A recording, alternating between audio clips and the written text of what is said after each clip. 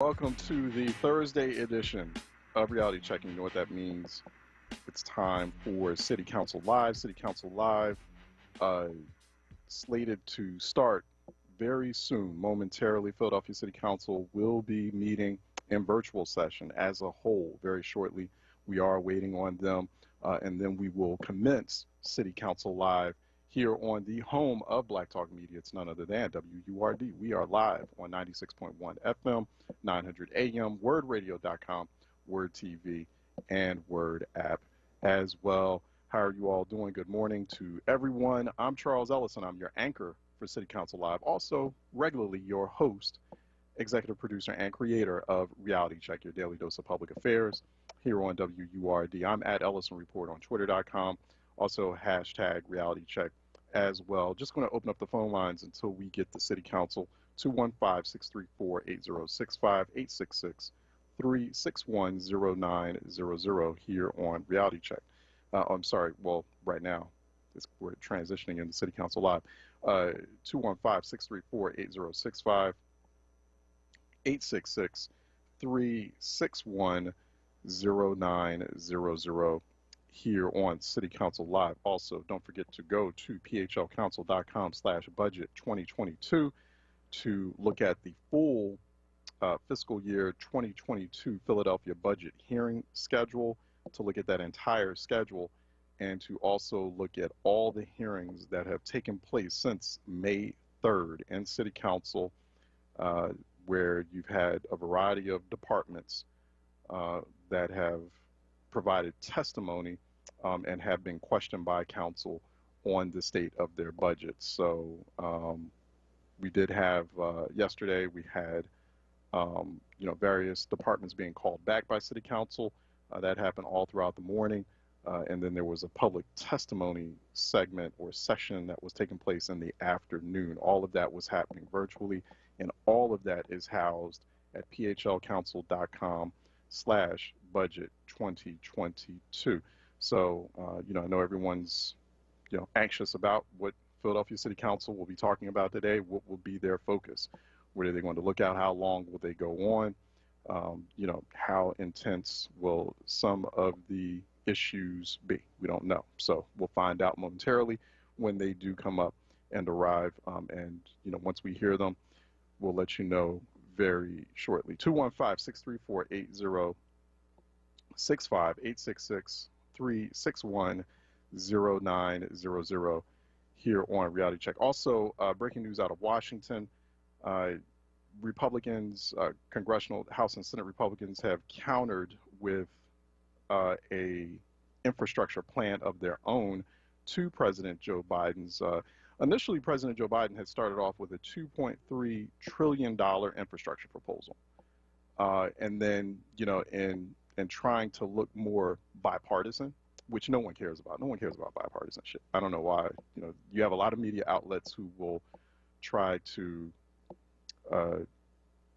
hustle you into thinking that bipartisanship is such a big deal. It's not. People just want to have stuff done. Most voters, most constituents just want to know that things are getting done, that really serious policy pickles are being addressed. That's all they care about. And it's a game. It's a kabuki theater thing that elected officials play. It's played quite a bit in Washington. Oh, we're trying to be bipartisan here. We just want to know, are you going to get this stuff passed? And so Biden has, he plays this game where he's, he wants to, make it seem like he's being bipartisan. So he talks about bipartisanship. So then he reduced the figure down to 1.7 trillion. That happened about a couple of weeks ago, where Biden said, because, Republicans, particularly in the Senate, balked at that figure. They felt it was too expensive. It was too pricey. So he said, okay, well, I'll work with you. I'll bring it down to 1.7 trillion. I'll bring it down to 1.7 trillion. Today, Senate Republican leadership countered with a new offer that's like not even a trillion. It's $928 billion. So that's their plan. $928 billion infrastructure proposal from Senate Republicans. That's the counter offer. And both sides, still struggling to negotiate some sort of compromise. But Democrats need to understand that. I guess they understand this to a large degree in the House. I don't know if they understand this. It's not clear if they understand this in the Senate. Confederates are not going to negotiate in good faith. They are not going to negotiate in good faith. They are not showing any hint or any inclination towards bipartisanship or compromise. This is just not going to happen. So a couple of things need to happen here. One is that Democrats, and maybe President Biden already thinks this, but he's just, kind of doing what he has to do to look a certain way publicly. One, they have to do away with all notions of bipartisanship and just think about, okay, well, where are there opportunities for us to get stuff done and to be able to address very important policy issues or challenges or problems, and how do we get those solved? So how do we get legislation passed? How do we get resources, get that legislation passed and get resources to where it's needed the most? So that's one.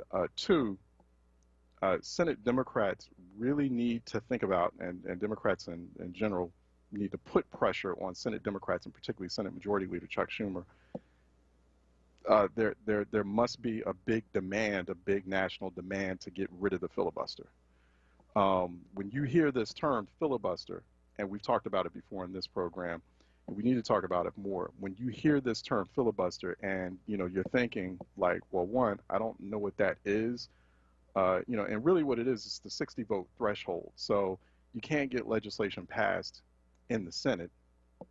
And, when you have legislation being introduced, you have it going through the motions, it has to pass through both, whether it's introduced in the House or whether it's introduced in the Senate, it has to pass through both chambers. It has to go through a smell test through both chambers.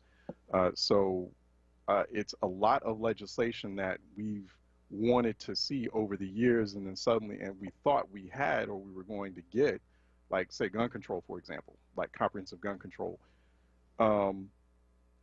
We have not seen it come to fruition because of the filibuster, because then you need 60 votes to get something passed instead of just a straight majority of senators.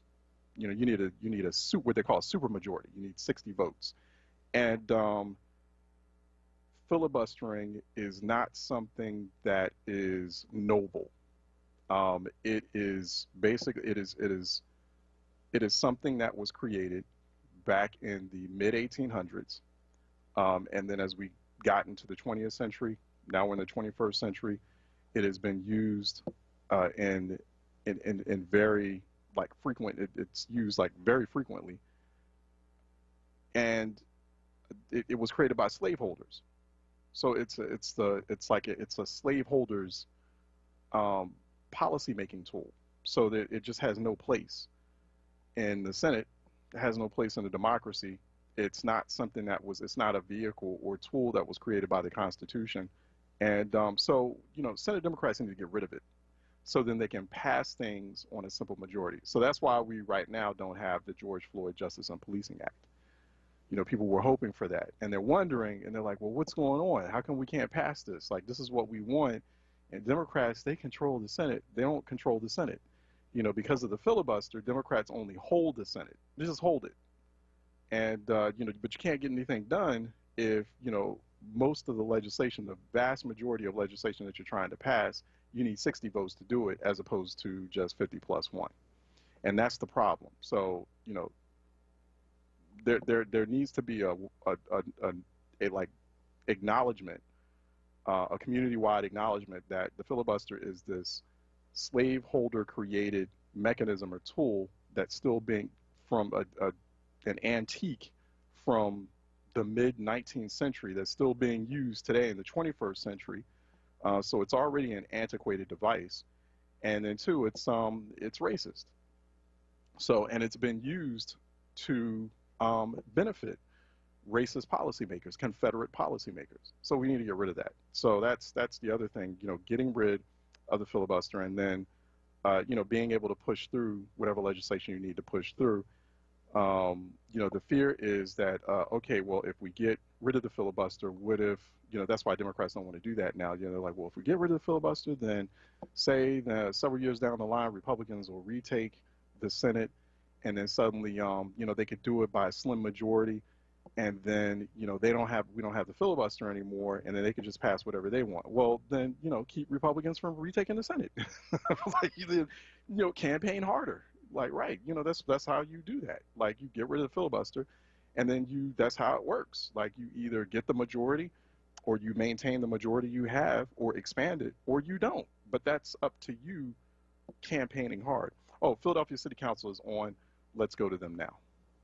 Due to the current public health emergency, City Council is currently meeting remotely. We are using Microsoft Teams to make this remote meeting possible. So instructions for how the public may view the meeting and offer public comment are included in the stated meeting notice that was published in the Daily News, Enquirer, and Legal Intelligencer prior to the meeting, and can also be found on phl.com. I now note that the hour has come. The clerk will please call the roll to take attendance. Members that are in attendance, please indicate that you are present, or whatever you may choose, to ensure that your image is displayed on the screen. Mr. Decker, please call the roll. Councilwoman Bass. Good morning, Council President, colleagues in Philadelphia. I am present. Good morning. Morning. Councilwoman Brooks. Good morning, everyone. I am present. Good morning. Councilman Dobb. Good morning, Council President, colleagues, and Philadelphia. Good morning. Councilwoman Gautier. Good morning, Council President, colleagues in Philadelphia. Present. Good morning. Councilwoman Gilmore Richardson. Good morning, Council President. Good morning, colleagues, and good morning to the city of sisterly love. Good morning. Councilman Green. Good morning, Council President. Good morning, colleagues. Good morning, staff. Good morning, City of Philadelphia. And also want to say a good morning to our guest pastor this morning, Reverend Dr. Kevin Johnson of Dare to Imagine Church. Give this morning's invocation. Thank you. Good morning. Councilwoman Gim. Good morning, Council President. Good morning, colleagues. I am present. Good morning. Councilman Heenan. Good morning, Council President, and good morning, colleagues. Good morning. Councilman Johnson. Good morning, Council President. Good morning, colleagues. Calling for prayers for all the family members who has lost their loved ones to gun violence. Good morning. Good morning. Councilman Jones. Hi.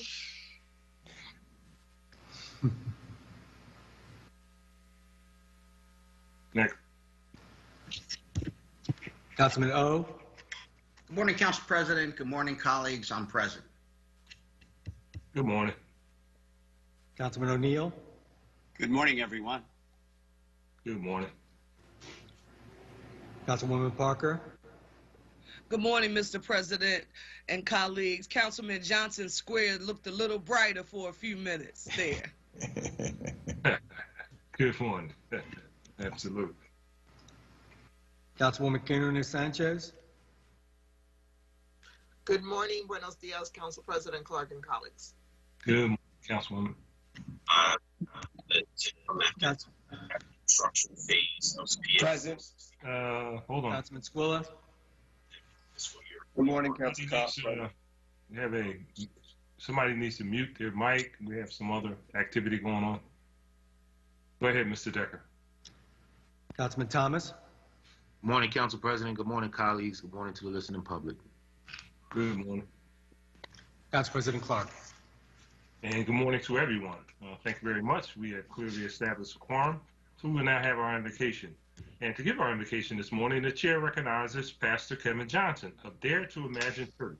He is here today as the guest of Councilman Green. I would ask all members and guests to please bow your head for the invocation. Pastor, please proceed. Thank you, Council President. Thank you, Councilman Green. Let us pray. Lord, we come this morning because we know that Philadelphia is the birthplace of hope. While many have raised the white flag to surrender, we still have hope. For we know that it was hope that gave birth to this nation. It was hope that inspired Crispus Attucks, the first one to die in the American Revolution, our first martyr. It was hope that persuaded Thomas Jefferson to write in the Constitution that all men, and I would say women, are created equal. Yes, it was hope that led President Abraham Lincoln to sign the Emancipation Proclamation. And it was hope that gave Mahalia Jackson her song and Thurgood Marshall his victory. As we come this Memorial Day weekend, we still hold on to hope. And we pray that this hope permeates the streets of Philadelphia so that gun violence may cease. And we also pray that this hope finds its way to the Holy Lands in Israel and Palestine. We ask now, O God, that you help us to forever keep drinking from the fountain of hope, for it is in hope that we have peace, it is in hope that we have love, and it is in hope that we have unity. This is our prayer today, Creator. In your name we pray, amen. Amen. Thank you. Thank you so much, Pastor, for your invocation and your spiritual guidance this morning. We truly appreciate it. Thank you. Thank you. And our next order of business is the approval of the journal of the meeting of Thursday, May 20th, 2021. And the chair recognizes Councilman Spiller. Thank you, Mr. President. I move that the journal of the meeting of Thursday, May 20th, 2021 be approved. Second. Thank you. It has been moved and probably second that the journal of the meeting of Thursday, May 20th, 2021 stand approved. All in favor indicate by saying aye. Aye. Aye. Ayes have it, and the journal is approved. And our next order of business is request for leave of absence, and the chair recognizes Councilwoman Parker. Thank you, Mr. President. On behalf of the members of council, there are no requests for leave of absence today. Chair thanks to Councilwoman. And our next order of business is communications. Mr. Decker, will you please read the messages from the mayor and any other communications that you may have in your possession? Yes, Mr. President. From the mayor to the president and members of the council of the city of Philadelphia. Pursuant to sections 4604 and 2307 of the onWURD Charter, and today transmitting to the council the recommendation of the City Planning Commission on the following bills. Bill numbers 210627, 210282, 210362, 210363, 210394, 210420, 210425, and 210418. And I am pleased to advise you that on May 27, 2021, I signed all the bills which were passed by council at its session on May 13, 2021 and May 20, 2021. And I am submitting herewith for the consideration of your honorable body a resolution reappointing Jeffrey B. Goldstone to the Board of Directors of the City Avenue Special Services District, and a resolution approving the appointment of William McCullough to the Philadelphia Water, Sewer, and Stormwater Rate Board, and a resolution approving the reappointment of Abby Pozevsky to the Philadelphia Water, Sewer, and Stormwater Rate Board, and a resolution authorizing the Philadelphia Land Bank to dispose of 1740 South Howard Street located in the 1st Councilmanic District, and a resolution authorizing the Commissioner of Public Property to execute and deliver to the Philadelphia Redevelopment Authority deeds conveying fee simple title to certain city-owned lots of pieces of ground with the buildings and improvements thereon, situated in the 3rd Councilmanic District of the city, and further authorizing the Philadelphia Redevelopment Authority to transfer to the Philadelphia Land Bank fee simple title to such properties, and a resolution authorizing the Philadelphia Land Bank to dispose of 2216 North 3rd Street, located in the 7th Councilmanic District, and a resolution authorizing the Philadelphia Land Bank to dispose of 1905 North Phillip Street and 1909 North Lawrence Street, located in the 7th Councilmanic District, and an ordinance authorizing the Procurement Commissioner and the Chief Executive Officer of Philadelphia International Airport on behalf of the City of Philadelphia to enter into an amendment to a concession agreement for the management of the food, beverage, retail, and passenger services program at Philadelphia International Airport, and an ordinance amending Chapter 9208 of Title IX of the Philadelphia Code entitled Sidewalk Cafes to revise standards and requirements associated with sidewalk cafes, and an ordinance amending Chapter 9200 of Title IX of the Philadelphia Code entitled Commercial Activities on Streets to add a new section entitled Streeteries to allow for expansion of business uses, including outdoor dining at certain curbside parking locations, all under certain terms and conditions.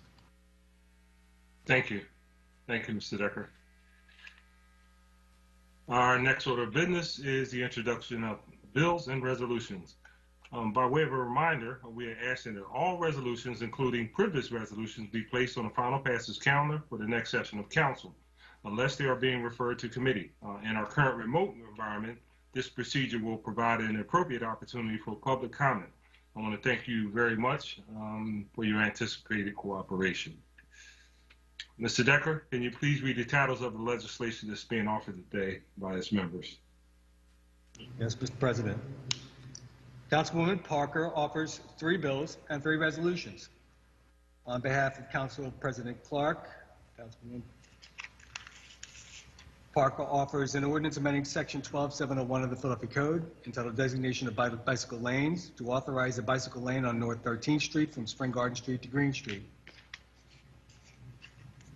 On her own behalf, Councilwoman Parker offers an ordinance amending Section 13101 of the Philadelphia Code entitled Fixing and Regulating Rates and Charges to extend the prevailing wage provisions of the code that apply in connection with the receipt of charity water rates and make technical changes. And an ordinance providing for the submission to the qualified electors of the City of Philadelphia of an amendment to the Philadelphia Home Rule Charter to revise provisions related to the manner of selection from eligible lists for vacancies and promotions in the civil service system as approved by resolution of the City Council.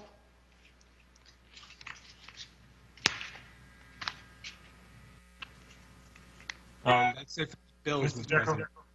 Go ahead. I'm sorry. That's it for the bills. Yeah, hold on 1 second.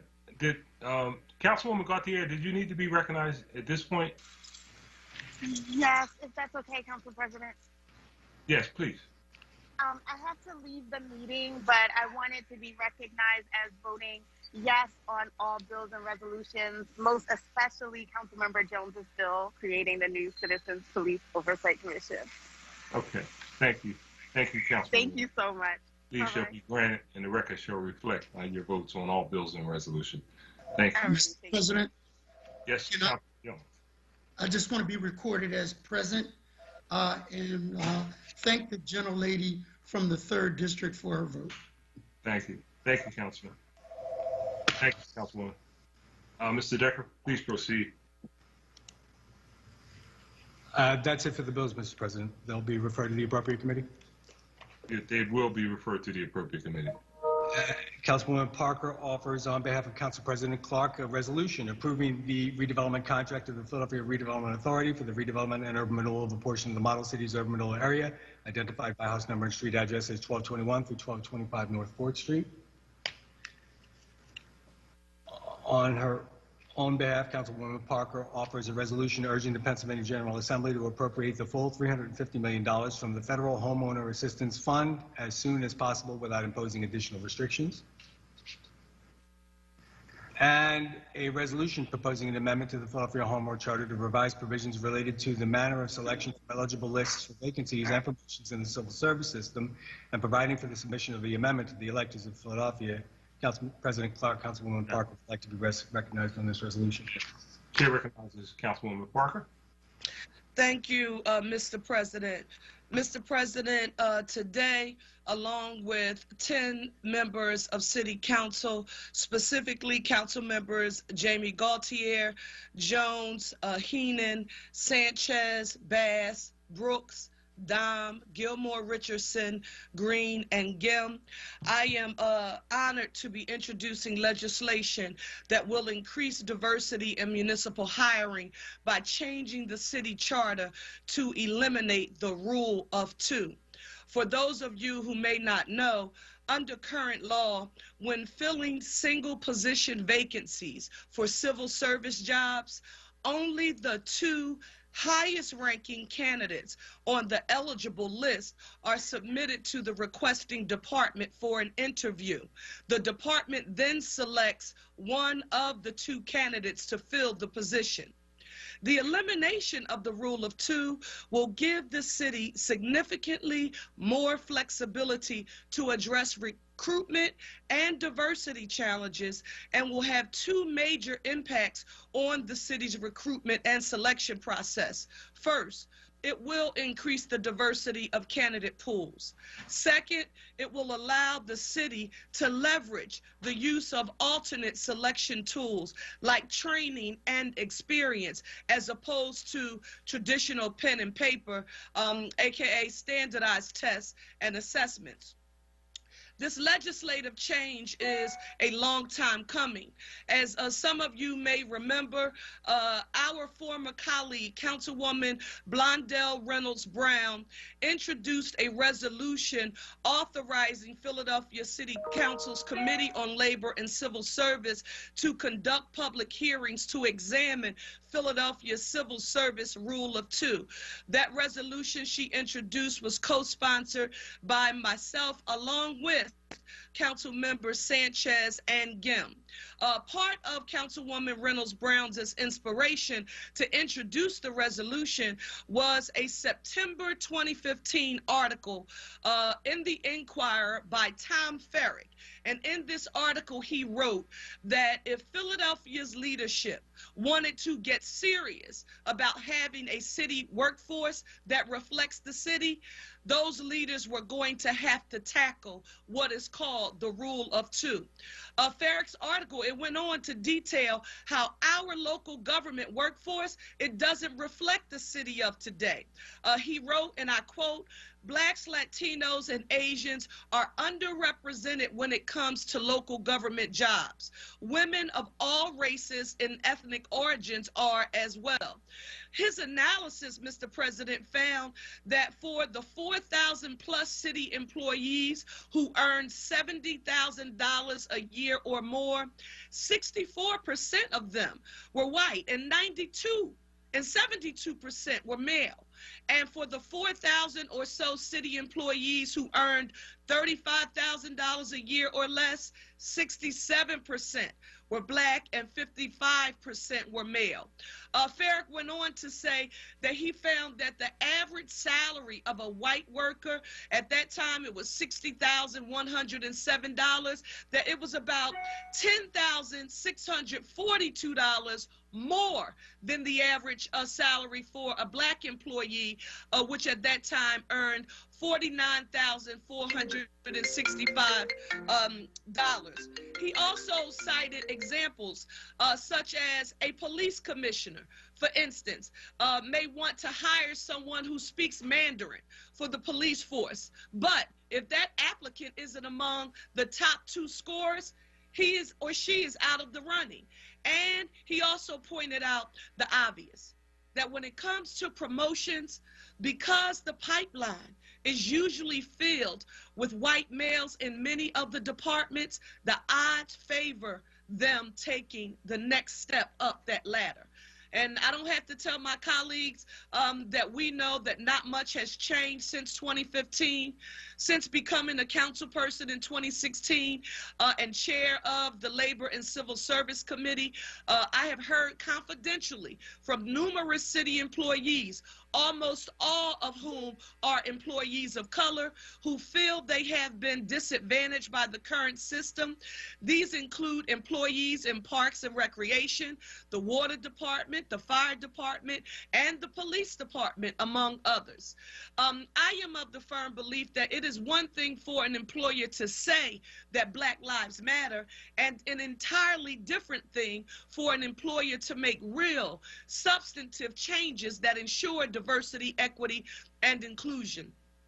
Our municipal government is one of the largest employers in the city of Philadelphia. And for too long, the Rule of Two has held back Black and brown employees, either from obtaining the entry-level job or from getting that promotion to move up the ranks. Now, for the record, this legislation is by no means a silver bullet to making our city's workforce, and particularly our city's upper management, more reflective of Philadelphia's demographics, but it is a necessary and important step. In 2017, when compared to 35 other peer cities, it was found that no other municipality adhered to a Rule of Two. all had more expansive rules, like a rule of 5 or a rule of 10, and then approximately 20% of them use what we call a varying rule. And that, Mr. President, is what this legislation proposes. I want to thank you, Mr. President, along with the administration, for working with me and caring about this issue in such a cooperative manner. I also want to thank the Pew Charitable Research and the Committee of 70 for their research and nonpartisan analysis of this issue. My goal is for this legislation to be heard and hopefully passed by June 24th, and then it will go on the November 2021 ballot as a ballot question for all residents of the city of Philadelphia to weigh in on. And I thank you, Mr. President, for your time, and colleagues, thank you all for the leeway. Thank you, Councilwoman. That resolution will be referred to committee. Oh, I think I already did that. I'm sorry.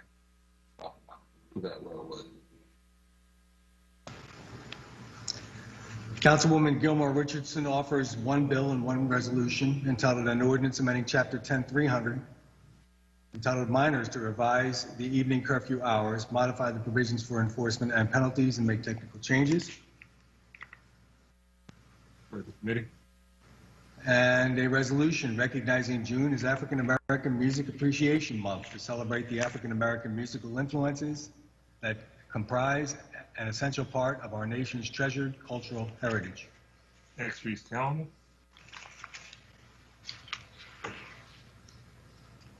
Councilwoman Gim offers one resolution entitled a resolution calling upon the Pennsylvania General Assembly to end the unconstitutional race and wealth disparities in school funding and to fully, adequately, and fairly fund its schools in Philadelphia and across the Commonwealth by utilizing the state's fair funding formula as the basis of all K through 12 education funding and providing adequate recurring state funding. Next, Mr. Councilman Jones offers one bill and one resolution entitled an ordinance authorizing the revision of lines and grades on a portion of City Plan number 167 within the area bounded by 67th Street, Vine Street, 69th Street, and Haverford Avenue by striking portions of certain streets from the city plan, vacating portions of certain streets from the city plan, and reserving and placing on the city plan multiple rights of way. For the committee. And a resolution reappointing Jeffrey B. Goldstone to the Board of Directors of the City Avenue Special Services District. On next week's calendar.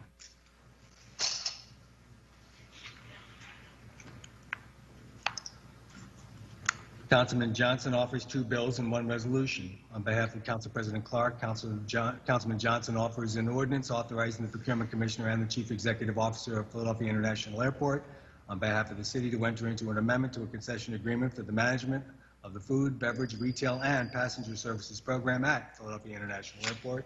For the committee. On his own behalf, Councilman Johnson offers an ordinance establishing parking regulations in the vicinity of Elmwood Avenue and 70th Street. Committee. And a resolution urging the Pennsylvania General Assembly to adopt Senate Bill 670 and House Bill 696, which will provide $30 million in funding for community-based violence intervention. Next week's calendar.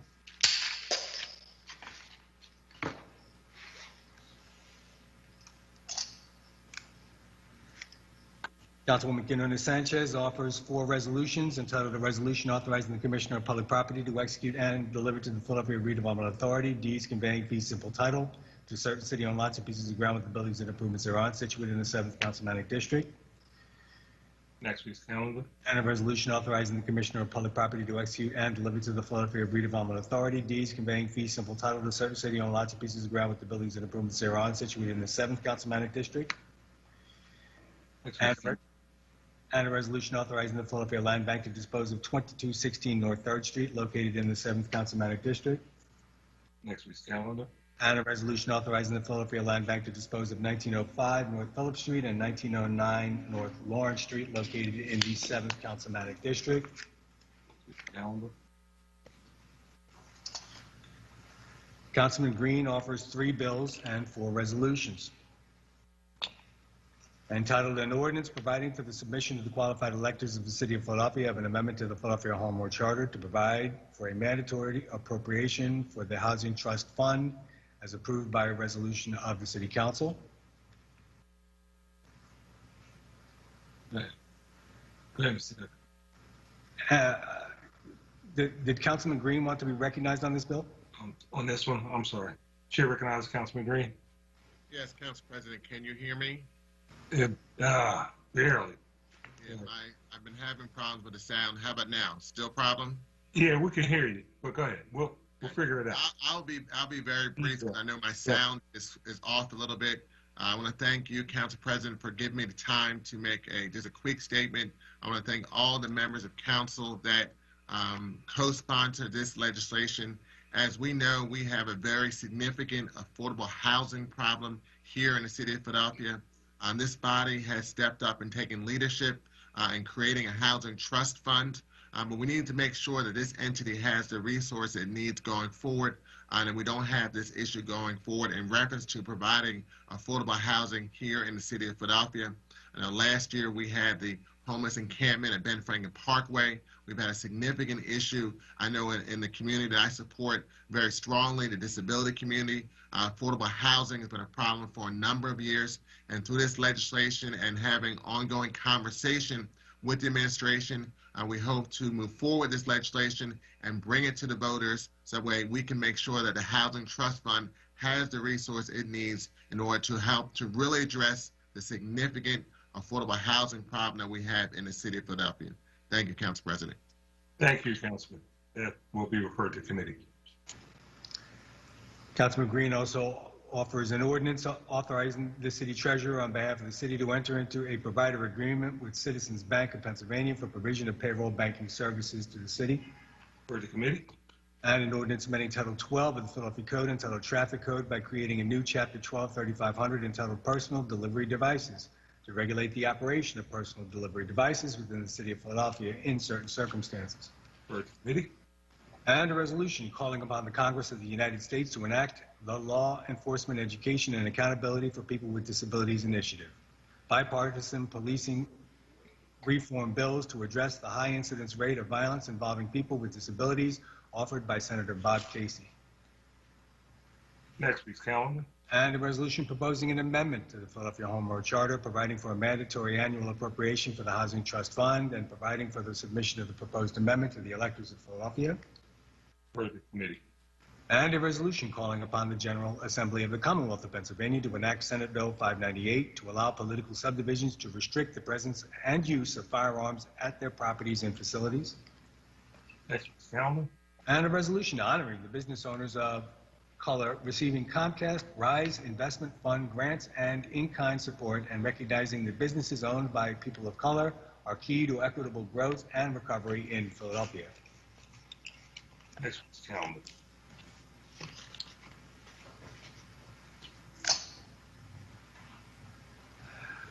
Councilwoman Brooks offers a resolution urging the Pennsylvania General Assembly and Governor Tom Wolf to reject House Bill 508, the coerced to work legislation intended to end Pennsylvania's participation in 3 federal pandemic unemployment benefit programs.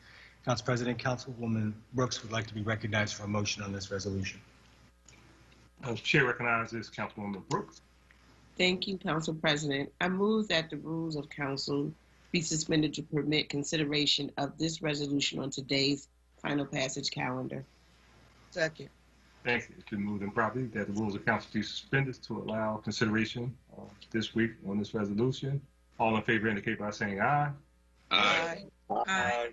Those opposed, ayes have it. The motion passes. Chair. Councilman Dom offers one resolution entitled a resolution recognizing the month of May as Celiac Disease Awareness Month in Philadelphia and honoring 8-year-old Philadelphian Jax Barry for shining a national light on ABC's World News Tonight with David Muir on the need for increased federal funding for celiac research and federally mandated labeling of gluten on all packaged foods. Thank you. That'll be on next week's calendar. Councilman Thomas offers One resolution on behalf of Council President Clark, entitled a resolution honoring and congratulating the Carver Engineering and Science High School boys bowling team on their successful 2020-2021 season and first ever championship win. Next week's calendar. Councilman Squilla offers 3 resolutions. On behalf of Council President Clark, Councilman Squilla offers a resolution honoring and recognizing Teresa Elicia on the occasion of her retirement following 25 years of loyal and dedicated service to the residents of the 175th Legislative District. Next week's calendar. On his own behalf, Councilman Squilla offers a resolution also naming Bainbridge Street between 8th and 9th Street as Henry L. Phillips Way. Next week's calendar. And a resolution authorizing the Philadelphia Land Bank to dispose of 1740 South Howard Street, located in the 1st Councilmanic District. Also on next week's calendar. Councilwoman Bass offers 2 bills on behalf of Council President Clark, entitled an ordinance amending Chapter 6200 of the Philadelphia Code, entitled Preventative Medicine, by adding a new section offering gift certificates to citizens and property owners of Philadelphia who received vaccinations for COVID-19 in order to incentivize immunizations against the disease. And an ordinance amending Chapter 6200 of the Philadelphia Code, entitled Preventative Medicine, by adding a new section offering vouchers for rebates on city gas and water charges to citizens and property owners of Philadelphia who received vaccinations for COVID-19 in order to incentivize immunizations against the disease. Word of the committee. Chair recognizes, hold on. Chair recognizes Councilwoman Bass. Good morning, and thank you, Mr. President. I just really wanted to say thank you for your vision and forethought and offering these 2 pieces of legislation. What we're really trying to do here is make sure that we reach out and touch as many people as possible. And if this is an additional incentive that will encourage people to be vaccinated, then I think that we are all for it. So I just wanted to say kudos and thank you very much to you, Council President Clark, and as the Chair of Health and Human Services Committee for City Council. It's really my pleasure to be able to offer this legislation. Thank you. Thank you, Councilwoman. Yeah, these numbers are consistently skewed. Yes. People of color not even remotely close to where we need to be. So whatever we have to do to get this last group of people, yes, we need to do it. But thank you. Thank you. You're welcome. There's a lot of work still to be done. So thank you, Mr. President. Thank you for co-sponsoring it too. Thank you. Mr. Decker.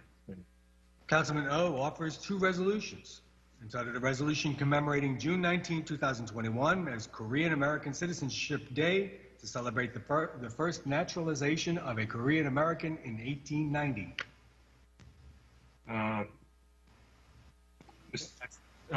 That's next week. The second one? You want it? It'll be the second one, Mr. President. All right. That'll be on next week's calendar. And a resolution recognizing and celebrating the 2021 Philippine Independence Week celebration from June 5th to June 20th. Chair recognizes Councilman O. Thank you very much, Council President. June 5th is right around the corner, so I was alerted by my staff. So I'd like to request a suspension of the rules of Council to allow consideration of this privilege resolution on today's calendar. Second. Thank you. It's been moved and properly second that the rules of council be suspended to allow this resolution to be on today's calendar. All in favor indicate by saying aye. Aye. Aye. Those opposed, ayes have it. The resolution will be on today's calendar. Thank you very much. Thank you. There are no other bills or resolutions being offered today by the members, Mr. President. Thank you very much, Mr. Decker.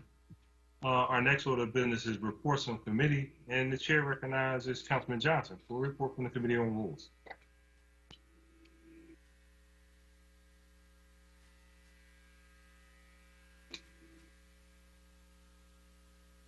Councilman Johnson. Mr. President, on behalf of Council Member Johnson, the Committee on Rules reports out 5 bills with a favorable recommendation. Mr. Decker, read the report. To the President and members of the Council of the City of Philadelphia, the Committee on Rules, to which was referred Bill number 200713, entitled an ordinance to amend the Philadelphia zoning maps by changing the zoning designations of certain areas of land located within an area bounded by Lehigh Avenue, Frankfurt Avenue, Master Street, and 6th Street. And Bill number 210081, entitled an ordinance amending Chapter 93900 of the Philadelphia Code, entitled Property Licenses and Owner Accountability, Section A906, entitled Property License Fees, Chapter 14604, entitled Accessory Uses and Structures, and Chapter 192400, entitled Hotel Room Rental Tax, to add and revise provisions related to the use of properties for limited lodging and hotel purposes and to the collection of hotel rental taxes in connection therewith.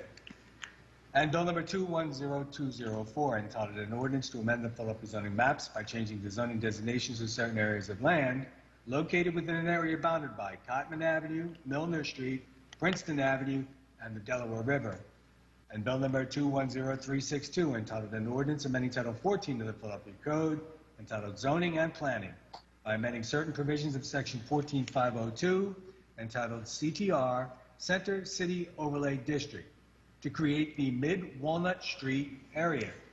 And Bill number 210425, entitled an ordinance amending Chapter 14500 of the Philadelphia Code, entitled Overlay Zoning Districts, by revising certain provisions of Section 14514, entitled FNE Far Northeast Overlay District. Respectfully report that it is considered the same and returns the attached bills to council with a favorable recommendation. Thank you, Mr. Decker. Chair can recognize Councilwoman Parker.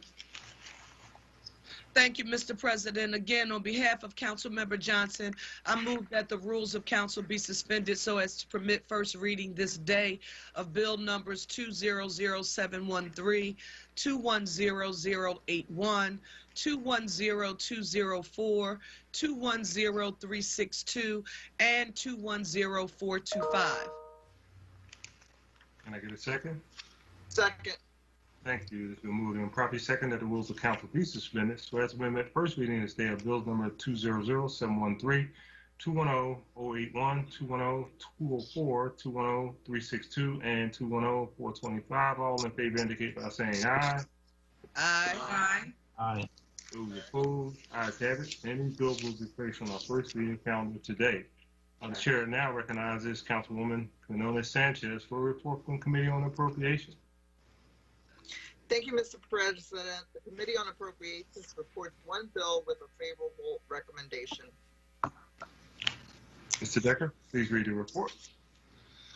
The Committee on Appropriations, to which is referred bill number 210328, entitled an ordinance authorizing transfers and appropriations for fiscal year 2021 from the general fund, certain all city offices, departments, boards, and commissions, the grants revenue fund, certain all city offices, departments, boards, and commissions, and the community development fund, certain all city offices, departments, boards, and commissions. 2, the general fund, certain all city offices, departments, boards, and commissions, and the community development fund, certain all city offices, departments, boards, and commissions. Respectfully reports it is considered the same and returns the attached bill to council with a favorable recommendation. Thank you. Chair again recognizes Councilwoman Sanchez. Thank you, Mr. President. I move that the rules of council be suspended as to permit first reading this day of bill number 210328. Second. Thank you. It has been moved and properly second that the rules of council be suspended so as to permit first reading this day of bill number 210328. All in favor indicate by saying aye. Aye. Aye. Aye. Aye. Those opposed? Ayes have it, and this bill will be placed on our first reading calendar today. Chair now recognizes Councilman Thomas for a report from the Committee on Streets and Services.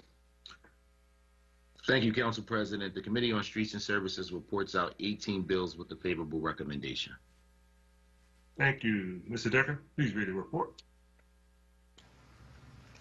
The Committee on Streets and Services, to which is referred bill number 200627, entitled an ordinance authorizing ARD 1105 Walnut Limited Liability Corporation or a subsequent owner to install, own, and maintain various encroachments at 1101 through 07 Walnut Street. And bill number 210332, entitled an ordinance amending Title 9 of the Philadelphia Code by amending Section 9203 relating to street vendors by prohibiting street vending on certain portions of East Passyunk Avenue and surrounding areas. And Bill number 210333, entitled An Ordinance Establishing Parking Regulations in the Vicinity of Greenwood Street and 2nd Street, Reed Street and South 4th Street, William-Ensing Avenue and Wharton Street.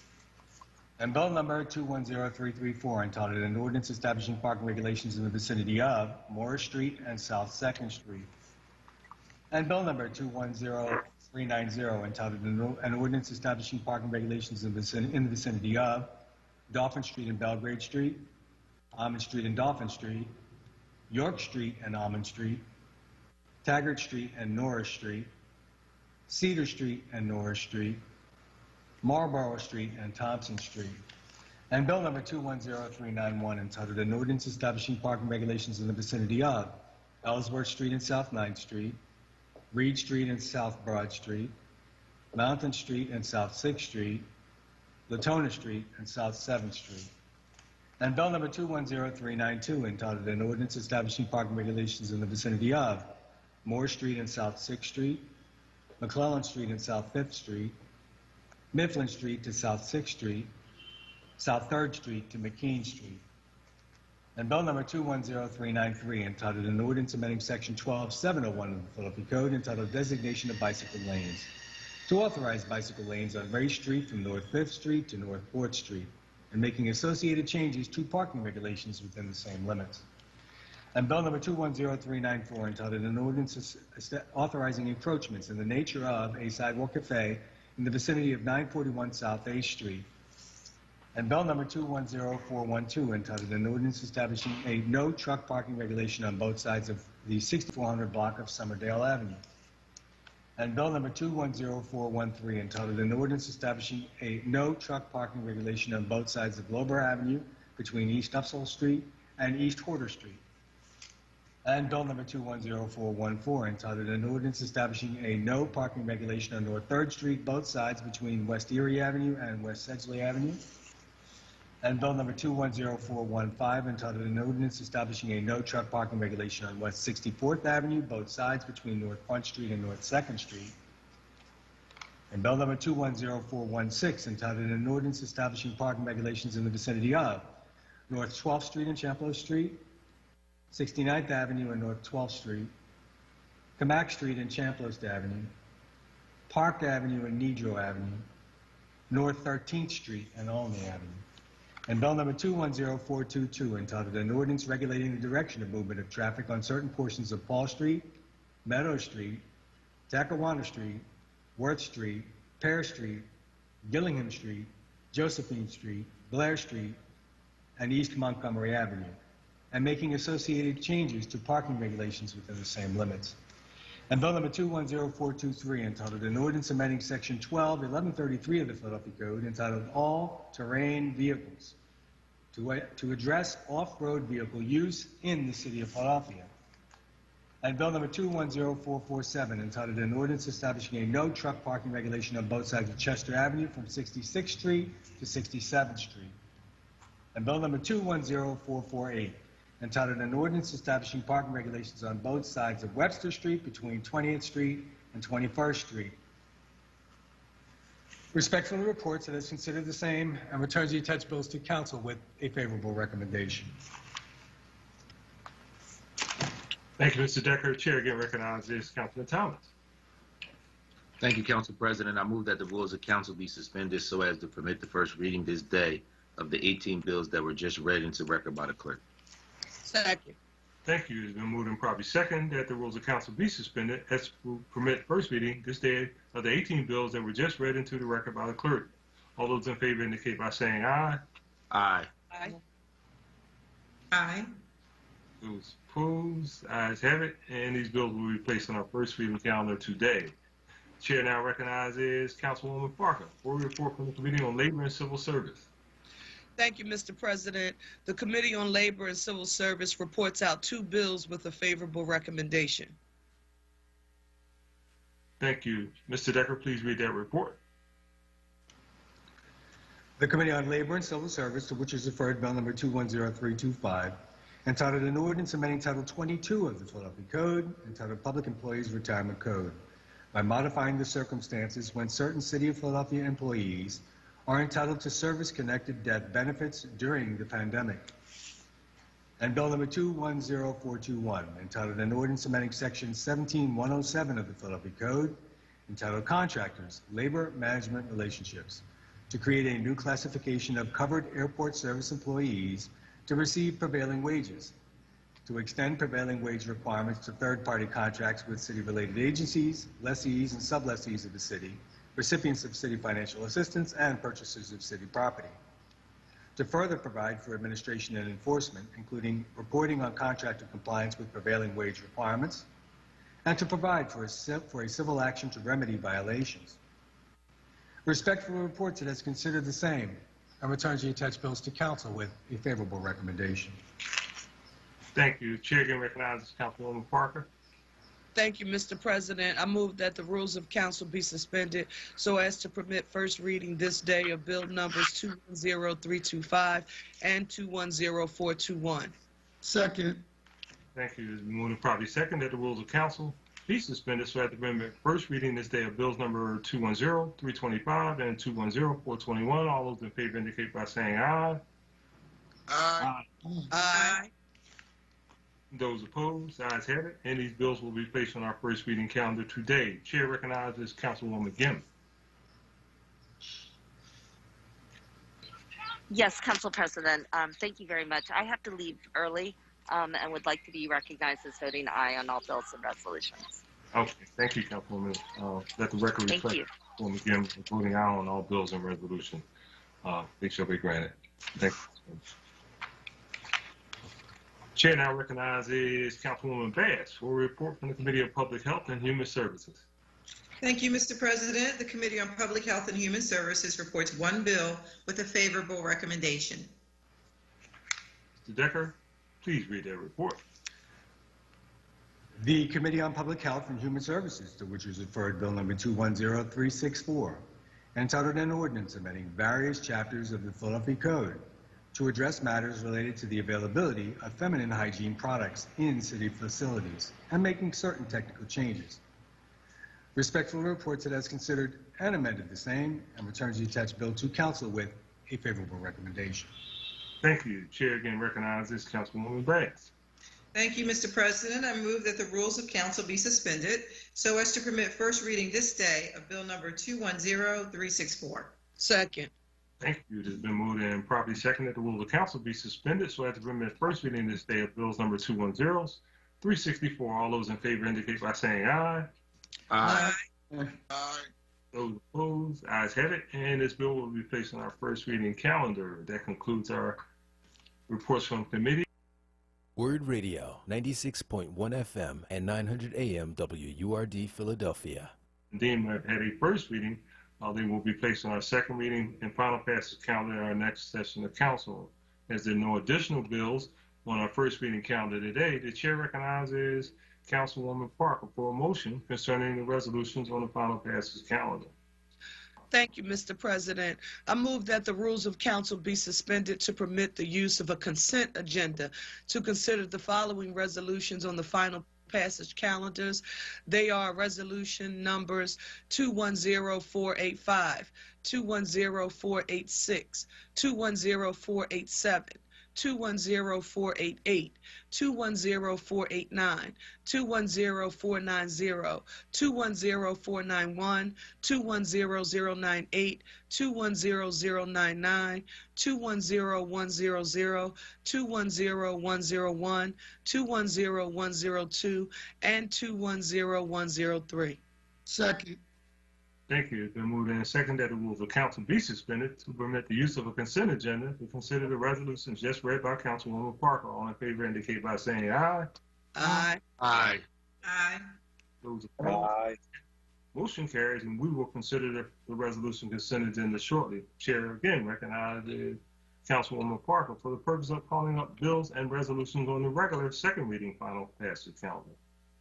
Thank you, Mr. President. In addition to the resolutions being considered on the consent agenda, the following resolutions and bills are being called up from the second reading and final passage calendars today.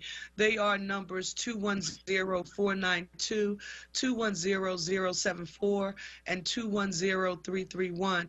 All other bills and resolutions are being held, Mr. President. Thank you, Councilwoman. Before we consider the calendar today, we will have a public comment session. So we're going to take a couple of minutes to give our technology professionals an opportunity to connect the speakers we have for today's meeting.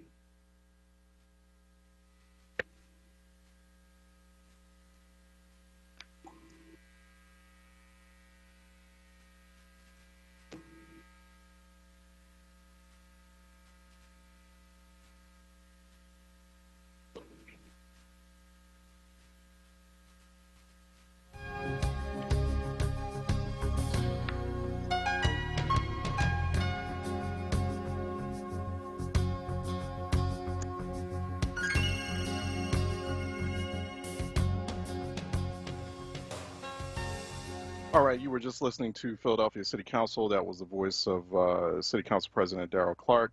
So we're just waiting for City Council to come back and start the public comment period. Phone lines are open while we wait on them. That should take several moments. 215-634-8065, 866-361-0900 here on City Council Live. 215-634-8065, 866-361-0900 here on City Council Live. So just sounds a little bit busy in Philadelphia City Council today.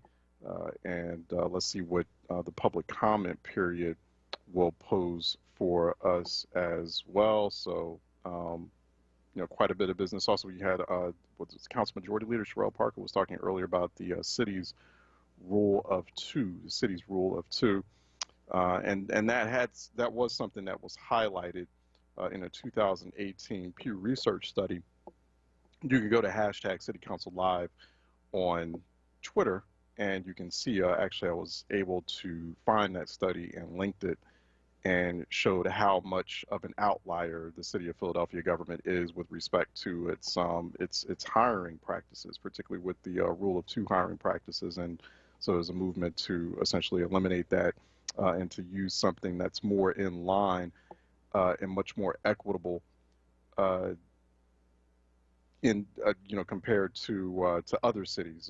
Philadelphia is the only city that uses a rule of two regulation for their job vacancies.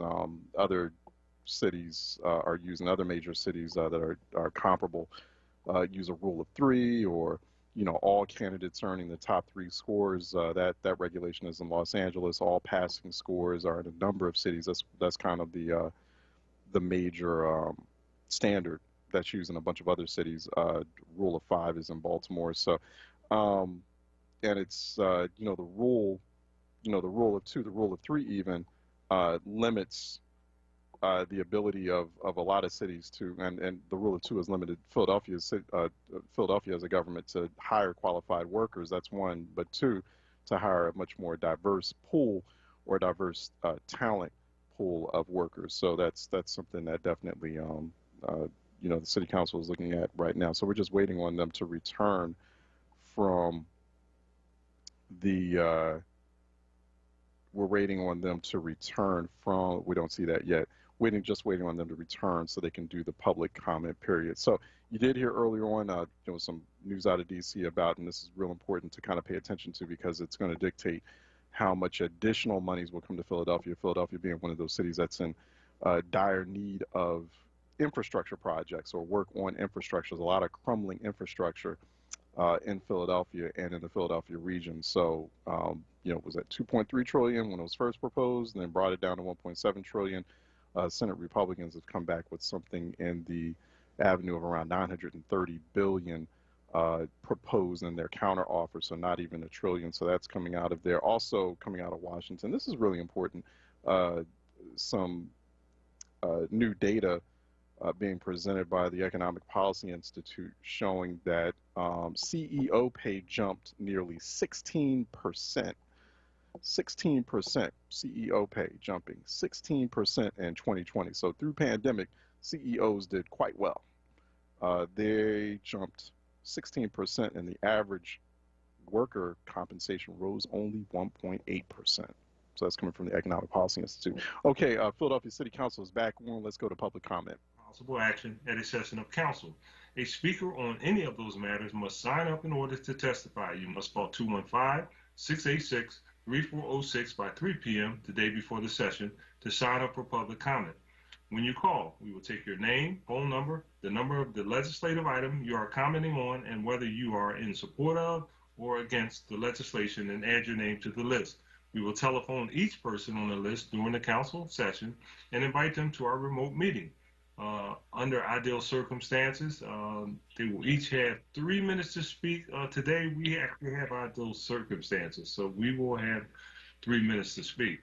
In order to be fair to all those wishing to speak, I intend to hold faithfully to the established time limit.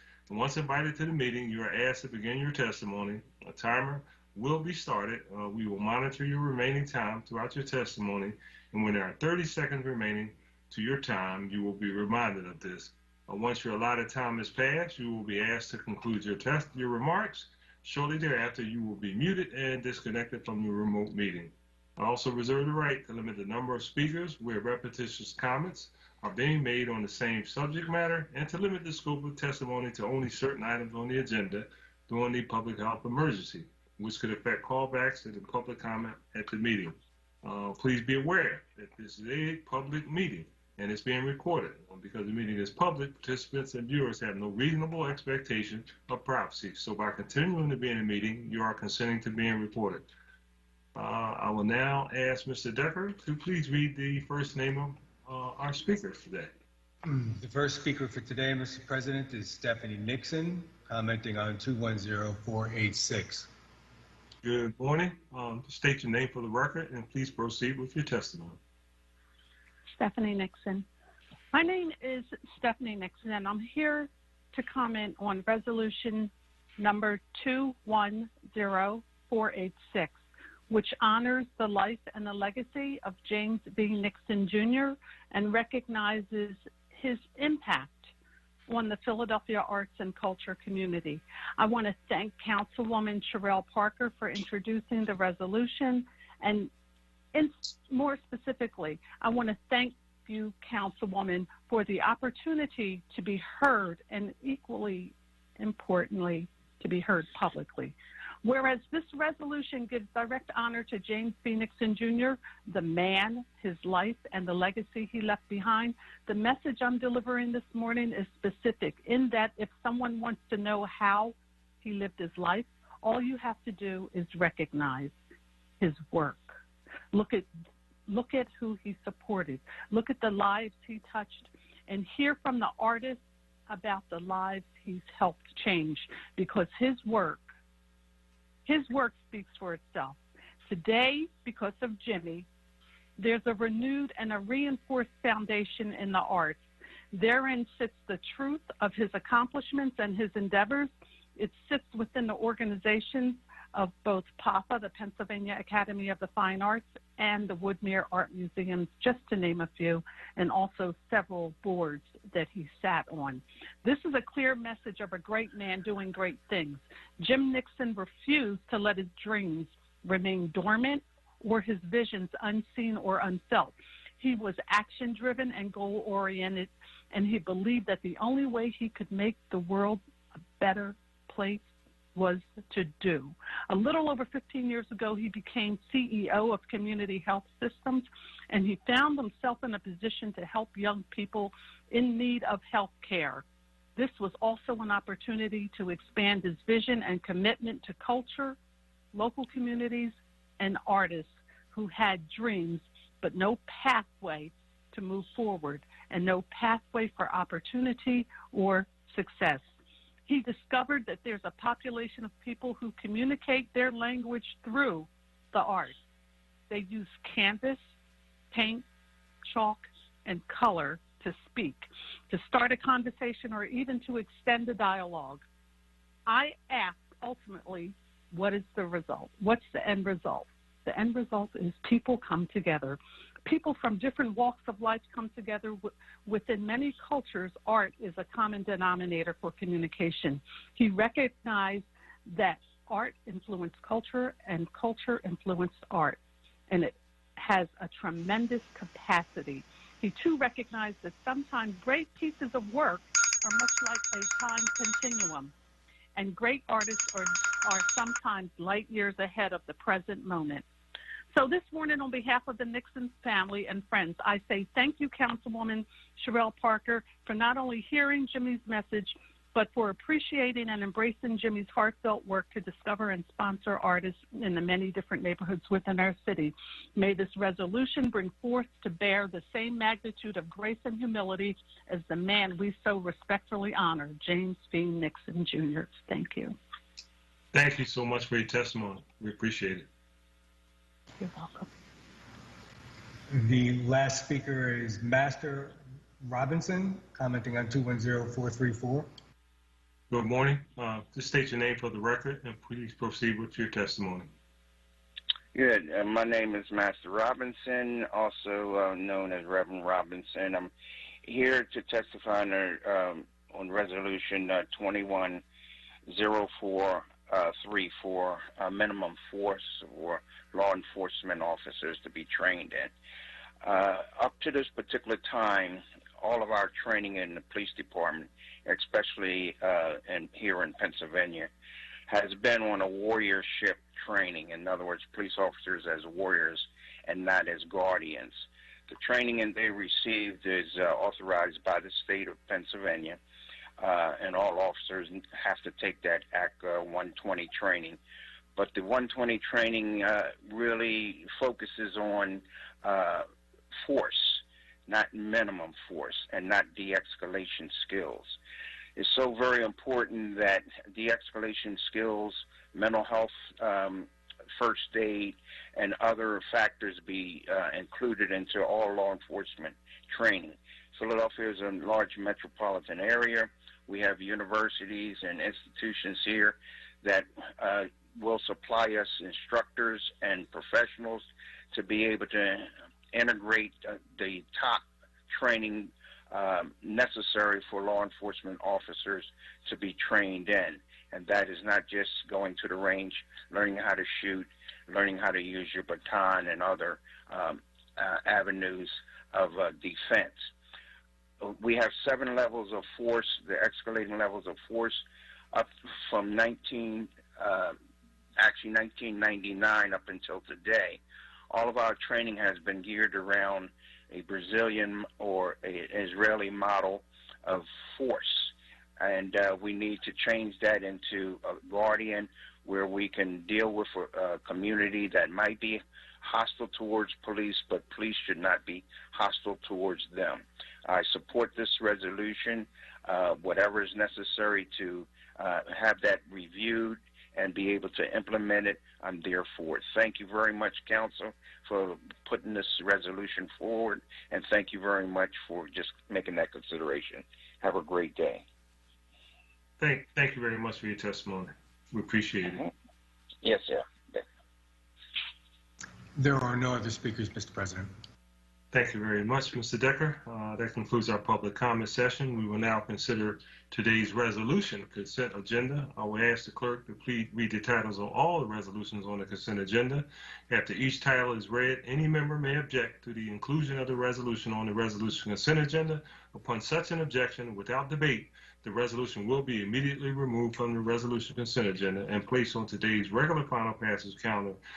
Mr. Decker, please now read the titles of the resolutions on the resolution consent agenda. Resolution number 210485, entitled a resolution recognizing and congratulating Dwayne H. Bum on his retirement and 25 years of distinguished service to the City of Philadelphia Department of Commerce. And resolution number 210486, entitled a resolution honoring the life and legacy of James B. Nixon, Jr. and recognizing his impact on the Philadelphia arts and culture community. And resolution number 210487, entitled a resolution confirming the reappointment of Barbara Adams as a member of the Board of the Philadelphia Energy Authority to serve in the term ending January 1, 2025. And resolution number 210488, entitled a resolution confirming the appointment of Natalie Dominguez as a member of the Board of the Philadelphia Energy Authority to serve in the term ending January 1, 2027.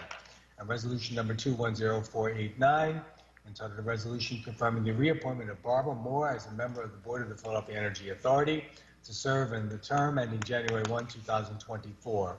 And resolution number 210490, entitled a resolution confirming the reappointment of E. Mitchell Swan as a member of the Board of the Philadelphia Energy Authority to serve in the term ending January 1, 2026. And resolution number 210491, entitled the resolution urging support for Pennsylvania House Bills 1204, 1206, 806, and 244, focused on addressing disparities in education, strengthening career and technical education, and creative workforce development opportunities. And resolution number 210098, entitled the resolution appointing Chris Barnes to the Board of Directors for the South Street Head House District. And resolution number 210099, entitled the resolution appointing Katrina Johnston Zimmerman to the Board of Directors for the South Street Head House District. And resolution number 210100, entitled the resolution appointing Adam Zakin to the Board of Directors for the South Street Head House District. And resolution number 210101, entitled the resolution appointing Allison Harvey Hindman to the Board of Directors for the South Street Head House District. And resolution number 210102, entitled the resolution appointing Monica Thompson to the Board of Directors for the South Street Head House District. And resolution number 210103, entitled the resolution appointing Adam Shapiro to the Board of Directors for the South Street Head House District. Thank you, Mr. Decker. Chair recognizes Councilwoman Parker for a motion to adopt each of the resolutions on the resolution consent agenda. Thank you, Mr. President. I move the adoption of each of the resolutions on the resolution consent agenda. Second. Thank you. It's been moved and seconded that each of the resolutions on the resolution consent agenda be adopted. All in favor indicate by saying aye. Aye. Aye. Those opposed, ayes have it, and each of the resolutions on the resolution consent agenda has been adopted. We will now consider the bills and resolutions on the regular second reading and final passage calendar. Mr. Decker, can you please read the title of resolution number 210492? A resolution supporting the All Faiths Vaccination Campaign's AFVC efforts to achieve vaccination equity by hosting vaccination clinics in Philadelphia's underserved Black and Brown neighborhoods. Chair recognizes Councilwoman Bass for a motion. Thank you, Mr. President. It's my honor to move for this, adopt this resolution, make a motion to adopt this resolution. Second. It's been moved and properly second. All in favor indicate by saying aye. Aye. Those opposed, ayes have it. It's my honor to say that the resolution has been adopted. Thank you. Thank you. Mr. Decker, please read the title of bill number 210074. An ordinance repealing Chapter 21-1200 of the Philadelphia Code entitled Police Advisory Board and replacing it with a new Chapter 21-1200 that reconstitutes and renames the board as the Citizens Police Oversight Commission and, as authorized by the Charter, provides for the Commission's appointment, the powers and duties of the Commission, and the manner in which the Commission and other officers, employees, and agencies shall fulfill their respective responsibilities with respect to the Commission. Thank you. Chair recognizes Councilman Jones. Councilman Jones, you're muted.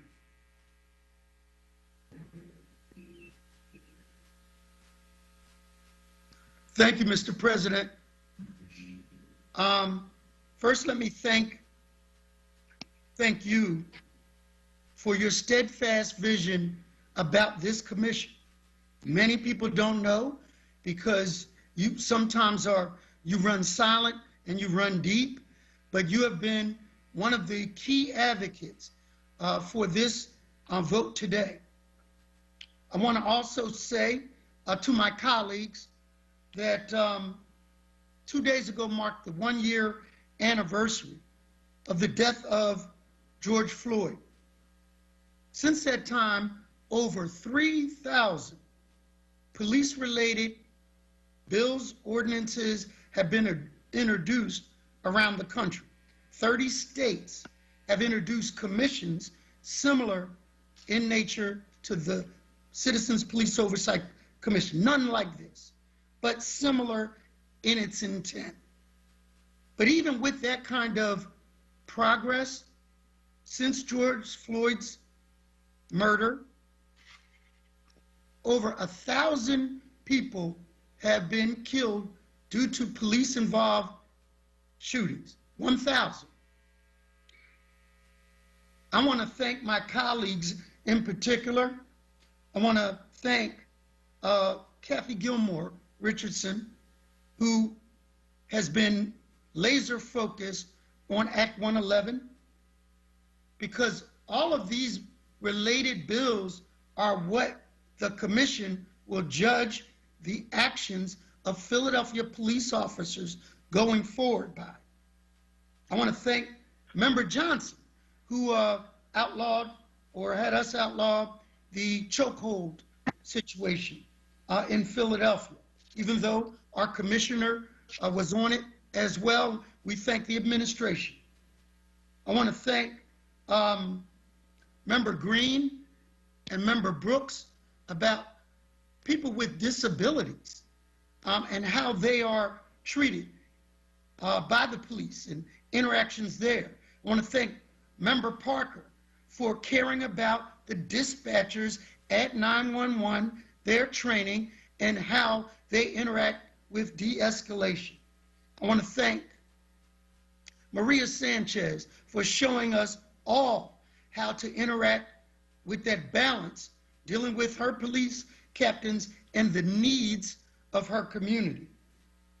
I want to thank Member Thomas, who is focused on how young African Americans are stopped and frisked and making sure we don't forget how those interactions happen. I want us to remember that today we have an opportunity to build and launch a ship. But even with the passage of this ordinance, we still have to fuel that ship through properly giving it a budget. We have to find its captain. We have to find its crew so that it can sail beyond our actions here today. I am looking forward to continuing that process.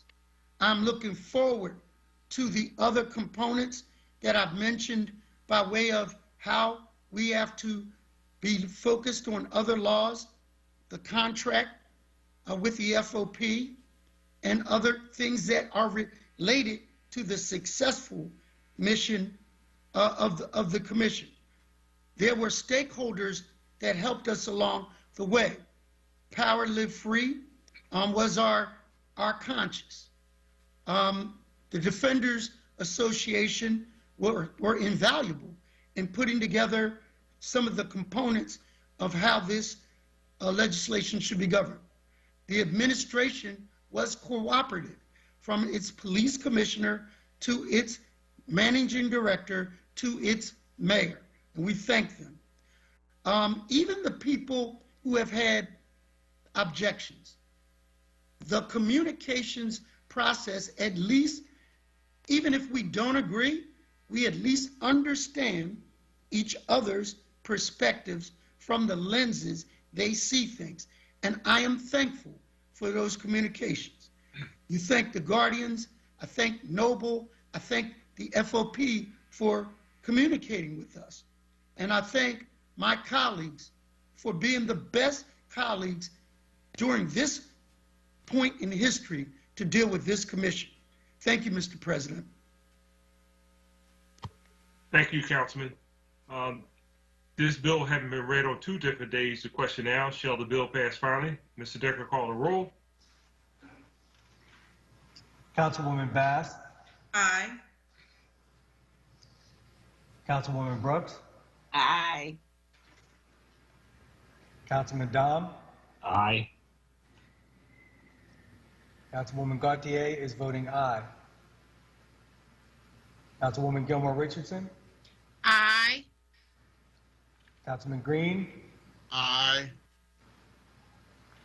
Councilwoman Gim is voting aye. Councilman Heenan. Aye. Councilman Johnson. Aye. Councilman Jones. I would be remiss if I didn't say Samantha Williams. Aye.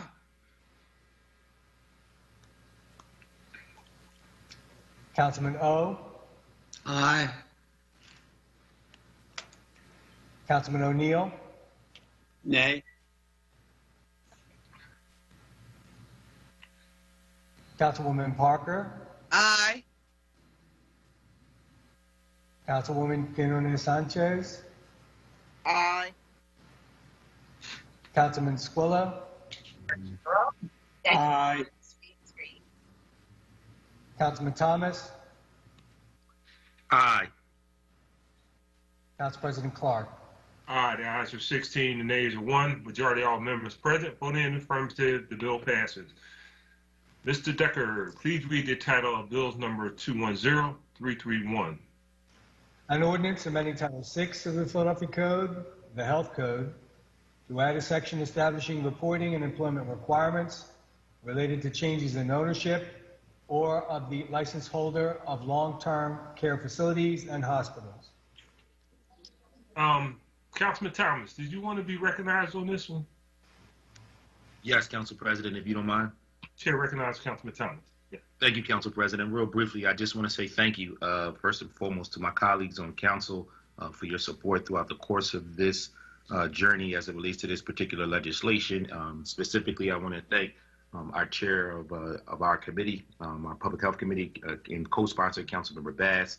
Also want to thank Council members O'Neill, Heenan, Gaudier, and Brooks, and a special thank you to Councilmember Gilmore Richardson as well as Councilmember Gim for standing with us as we rally around this important issue. The goal here is to put us in a position where when we see certain type of transactions take place, specifically involving our healthcare facilities, is done in a way that's transparent and is done in a way that does not create a ripple effect of problems, similar to what we've seen with the Hahnemann closing for the employees, for the patients and their families, as well as the constituents of Philadelphia. So thank you, Council President, for allowing me to make a brief statement about this bill, and I am excited for our vote today. Thank you, Councilman. This bill having been read on 2 different days, the question now, shall the bill pass finally? Mr. Decker, call the roll. Councilwoman Bass. Aye.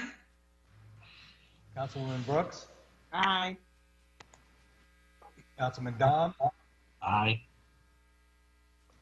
Councilwoman Gautier is voting aye. Councilwoman Gilmore Richardson. Aye. Councilman Green. Aye. Councilwoman Gim is voting aye. Councilman Heenan. Aye. Councilman Johnson. Aye. Councilman Jones. Aye. Councilman O. Aye. Councilman O'Neill. Aye. Councilwoman Parker. Aye. Councilwoman Quinones Sanchez. Aye. Councilman Squilla. Aye. Councilman Thomas. Aye. Council President Clark. Aye, the ayes are 17, the nays are 0. Majority of members present voting in affirmative, the bill passes. Mr. Decker, you have any additional resolutions? A resolution urging the Pennsylvania General Assembly and Governor Tom Wolf to reject House Bill 508, the coerced to work legislation intended to end Pennsylvania's participation in 3 federal pandemic unemployment benefit programs, introduced by Councilwoman Brooks. Chair recognizes Councilwoman Brooks. Thank you, Council President. I want to say a few words about my resolution urging the Pennsylvania General Assembly and Governor Wolf to reject House Bill 508. This bill, which has been referred to as the coerced to work legislation, would put an end to Pennsylvania's participation and 3 pandemic unemployment benefit programs: the Pandemic Unemployment Compensation Program, the Pandemic Unemployment Assistance Program, and the Pandemic Unemployment Compensation Program. These federal programs have been a lifeline to 1 million Pennsylvanians as they have begun to piece back their lives after trauma and the devastation caused by this pandemic. Eliminating participation in these programs would needlessly throw these families into financial instability and disproportionately impacting gig workers, domestic workers, and self-run business owners who are excluded from the traditional state unemployment programs. Additionally, these benefits are essential to supporting Black and Brown Philadelphians, immigrant communities, and children, all who have suffered severe losses as a result of the pandemic.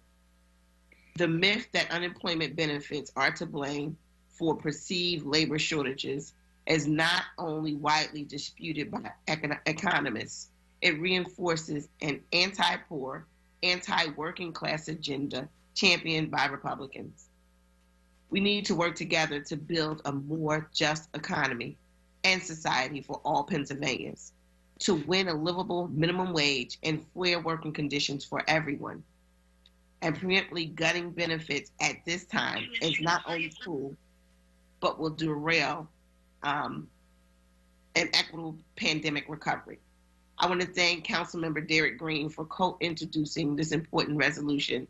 And I want to thank the resolution's co-sponsors, Councilmembers Johnson, Gilmore Richardson, Keonan Sanchez, Heenan, Parker, Gim, Gautier, Dom, and Thomas. Thank you so much, Council President. I move for the adoption of the resolution. Second. Thank you, Councilwoman. It's been moved and probably second. All in favor indicate by saying aye. Aye. Aye. Those opposed, ayes have it. And that resolution is adopted. And a resolution recognizing and celebrating the 2021 Philippine Independence Week celebration from June 5th to June 20th, introduced by Councilman O. Chair recognizes Councilman O. Thank you very much, Council President. I move for the adoption of the resolution. Second. It's been moved and probably second. All those in favor indicate by saying aye. Aye. Aye. Those opposed, ayes have it, and that resolution is adopted. There are no other resolutions on the final passage calendar, Mr. President. Thank you very much. Any speeches on, well, let me, prior to recognizing members regarding speeches, I will note for the record, this time that we will use the chat feature available in Microsoft Teams to allow members to signify that they wish to be recognized. In order to comply with the Sunshine Act, the chat feature must only be used for this particular purpose. With that said, are there any speeches on behalf of the minority? Chair recognizes Councilman O. Thank you very much, Council President. I'd like to extend the invitation to all my colleagues and their staff, if anyone is interested, to take me up in an offer to come by my jiu-jitsu school. I don't own it. I'm saying the one I train at. Come on by next week, something like that. I will not say who it is, but I do have someone who is coming to just take a look at the training and take a look, a little bit of learning about what submissions are, how they work, what defensive moves there are, techniques, and how to gently control someone at minimum risk to them and to you. How that's done so that even a person of my age, out of shape like I am, can control someone. I want to also say that people who are untrained, it doesn't matter what they're untrained in, they don't know what they're doing. People who are trained know what they're doing. People who are untrained tend to use brute force to the maximum degree. People who are trained to use brute force or who are trained to confront someone who is bigger and stronger, trained to control that person with maximum force. And if someone is training to take down someone who is 6'5", 280 pounds, that's how they take someone down who is 5'2" and 110 pounds if they are not trained, if they don't understand the damage they could do, the harm they could do. Police officers have guns. They are authorized to use deadly force, and they are trained to some extent to try to control people, but too often it is with brute force, usually multiple officers. And that's not what they want. Many times it's not what we want. It's not what the person wants who is being the target of that. But whose fault is it if they are not trained? I would say it's the employer's fault. The employer has to provide the training and the resources, the mentality and the skills to have the confidence to do the job properly. I'm going to share a story that I thought of. It may seem a little removed, but I'm going to share it anyway. When I was in the military, we were going to go through the bayonet course. It was cold, and there was a delay. And in the Army, it's always hurry up and wait. But this time, what they explained to us, there had been an accident the prior day. We had some second lieutenants out of ROTC going through the bayonet, and the bayonet course consists of navigating barbed wire with an M16 with a bayonet on the end of it. And how you're trained in the military is that when you fall, you break your fall with the butt of your rifle, you roll so that where you fell is not where you rise, so nobody shoots you. You roll, you point, you fire. That's what they're told. That's what they're trained to do. They don't have extensive training. They have some training. The day before, a young lieutenant, college kid, was going through the course, and they told him, when you fall, do not break your fall with the butt of your weapon. Throw your M16 away. That's an instruction. Call it a directive. He fell, and automatically, muscle memory, instinctively, he broke his fall with the butt of his weapon, and the bayonet went through his face, and he died. I'm saying instruction is one thing, training is another thing. You have to provide instruction directives with the appropriate level of training, with enough repetition and thoughtfulness that that training is meaningful. If we really want to change the outcomes, in addition to the good things, this council, one of the obvious things we have to do is invest in training officers don't want. This is training officers want. We have to make it convenient for them. We have to make it available to them. We have to give them options and choices. That's what the resolution is for. Thank you very much. Thank you, Councilman. Speeches on behalf of the majority. Chair recognizes Councilman Thomas. Thank you, Council President. I just want to give my colleagues a heads up. I'm going to be a little long-winded today. I don't normally do this. But Ed, I'm not even going to have a lot of energy. I actually got my second vaccination today, and I want to encourage all Philadelphians to get vaccinated. I know there are a lot of folks who look like me that are a little worried about it, so I've tried my best to communicate publicly my entire journey as it relates to being reluctant as well as getting vaccinated. So I feel great. My shoulder is a little sore, so that impacted the sleeping, along with the 7-month-old guy kicking me all night. So, please, Philadelphia, get vaccinated. That's first and foremost. Outside of that, I just want to take a moment to congratulate my colleague, Councilmember Jones. The bill that we voted on today, I feel like my bill was significant, absolutely, but I think Councilmember Jones's bill today is historic in nature. And I think people all across the Commonwealth and all across the country, honestly, are looking at Philadelphia as an example. And Councilmember Jones talked about a lot of things that other council members are working on as it relates to this issue of communities of color and policing. But another issue that I know Councilmember Jones cares about, because I've been working with him on this, is this issue of our Black-led institutions.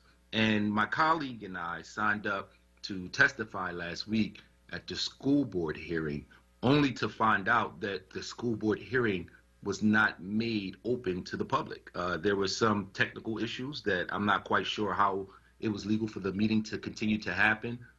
People could only listen via Zoom. And so for the significance of what we had to talk about, I could not communicate my comments there. So I am going to communicate them here today. Most of my colleagues on council know me, but for those who are not familiar with my background, I'm a public school grad. I went to our schools. I care deeply about our schools, but I've also worked in African-centered led charter schools, and I can tell you that there's a distinct difference. Having being someone who attended public schools, my father's a retired teacher, and I taught in public schools, between what goes on in African-centered schools and any other type of institution. And I'm not going to get too much into that stuff today because I think I've done that enough in a number of different council sessions. But what I am going to get to today is some of the activity that's been taking place as it relates to how these institutions have been treated. Myself and Councilmember Jones, we've held multiple meetings and dialogues, not just with the institutions, but with members of the school board as well as members of the school district. And at one point, I thought we were actually making some progress. And unfortunately, after our meeting on April 13th, April 14th, the school board decided to randomly add to the agenda to vote no on 2 more Black-led institutions. I'm sorry, they added to the agenda to take a vote on 2 more Black-led institutions that they eventually voted to close. And again, this was done immediately after our meeting where we communicated what we felt like was examples of institutional racism as it relates to how these schools had been treated. And it didn't stop there, unfortunately. We had dialogue around an independent review, and it was agreed upon that the independent review process will be a process that will be a collective decision. I want to commend Councilmember Johnson on his work with First Judicial District, and as that is a great example of how we were able to have a credible organization produce an independent review. And one of the things that was asked of the school board of the city of Philadelphia was to have some level of participation so we can assure that whoever is selected to do this independent review that unfortunately is going to take 2 years, and I'll get into that in a minute, will be somebody that is a neutral party. And I am here to complain about the fact that since our meeting, we unfortunately have not heard from anyone as it relates to what this process is going to consist of. So at this point, I'm extremely frustrated. I understand the concerns of the citizens of Philadelphia who talk about the difficulties they have with the school board and how it is not easy to have the level of transparency that's needed as it relates to decisions, as it relates to people being able to testify and other issues that's been communicated to this council body. This is the same school board who came again to this council body and asked us to expedite our vote, to move forward in an efficient way to try to get these school board members in place so that they can take care of what they called urgent business. Come to find out, the urgent business is closing more Black-led institutions. Now, we have to talk about this issue with the surrender clause because we have raised the concern around the surrender clause. We have raised concerns around the legality of the surrender clause and how this is, again, another tool that has only been used for Black-led institutions. So I'm frustrated at this point. I don't know what direction to go in, but what I will do is this, and I'll close out here. One of my mentors served as a school board member at one point, Amin Akbar, and Amin Akbar was at one point my basketball coach, and he gave me my first coaching job at Penn State Abington, and I vividly remember that Amin missed a game, and the game he missed was my first time coaching college basketball. And unfortunately, it was a away game, and some of the guys decided to play a prank on the other team, and they decided to steal some things from that other school on my watch. Clearly, they got away with it because they essentially did it again, and eventually, Coach Amin found out what they did, And Coach Amin gave the team a speech that I would never forget for the rest of my life. And in the speech, what he asked the players to do was to treat him like an old white man. Was he saying those players were racist? Absolutely not. But what he recognized was that these folks, for the first time, and you could put me on that list, has seen a young black man in power who was running his ship the right way. And so what I'm asking the school board today, again, to treat these black institutions similar to what Coach Amin talked about as it relates to how the white institutions are treated. Councilmember Jones talked earlier when we were in the meeting about comparing apples to apples and oranges to oranges. And what we've seen, while they all are fruit, it is not fair how we are seeing how they're disproportionately treated. So we are extremely frustrated with the school board as it relates to the School District of Philadelphia and their governance. And I am asking my council colleagues to begin to brainstorm with me and other leaders across the city of Philadelphia what we need to do about the governance of our schools. Because 170,000 citizens voted for me. I've taught in these schools. I was raised in these schools. My family is invested in these schools. And even with my seat on city council, I clearly have no ability to communicate injustices and to have any level of advocacy, effective advocacy, for those who I know that are at a disadvantage. So colleagues, you will be hearing from me as it relates to the direction that we should go in. But what's happening right now is alarming, it's criminal, and this council body will not stand for it. Thank you, Council President, for allowing me a little more leeway than what I would normally take, because this is an important issue. And thank you, council colleagues, for your patience today. And you will hear from me moving forward as it relates to this. Thank you. Thank you, Councilman. Chair recognizes Councilwoman Gilmore Richardson. Thank you, Mr. President. First, I wanted to thank my colleague, Councilmember Thomas, for his impassioned speech, and also congratulate my district council member and colleague, Councilmember Jones, on the passage of the legislation around the police commission. Just thank you for your work, all the hard work and research that you put into this, and for allowing us to be a part of this process with you, and especially to Winfield native Samantha Williams for all of the work that she put into this process. But today, Mr. President, I introduced a bill reforming our minor curfew law.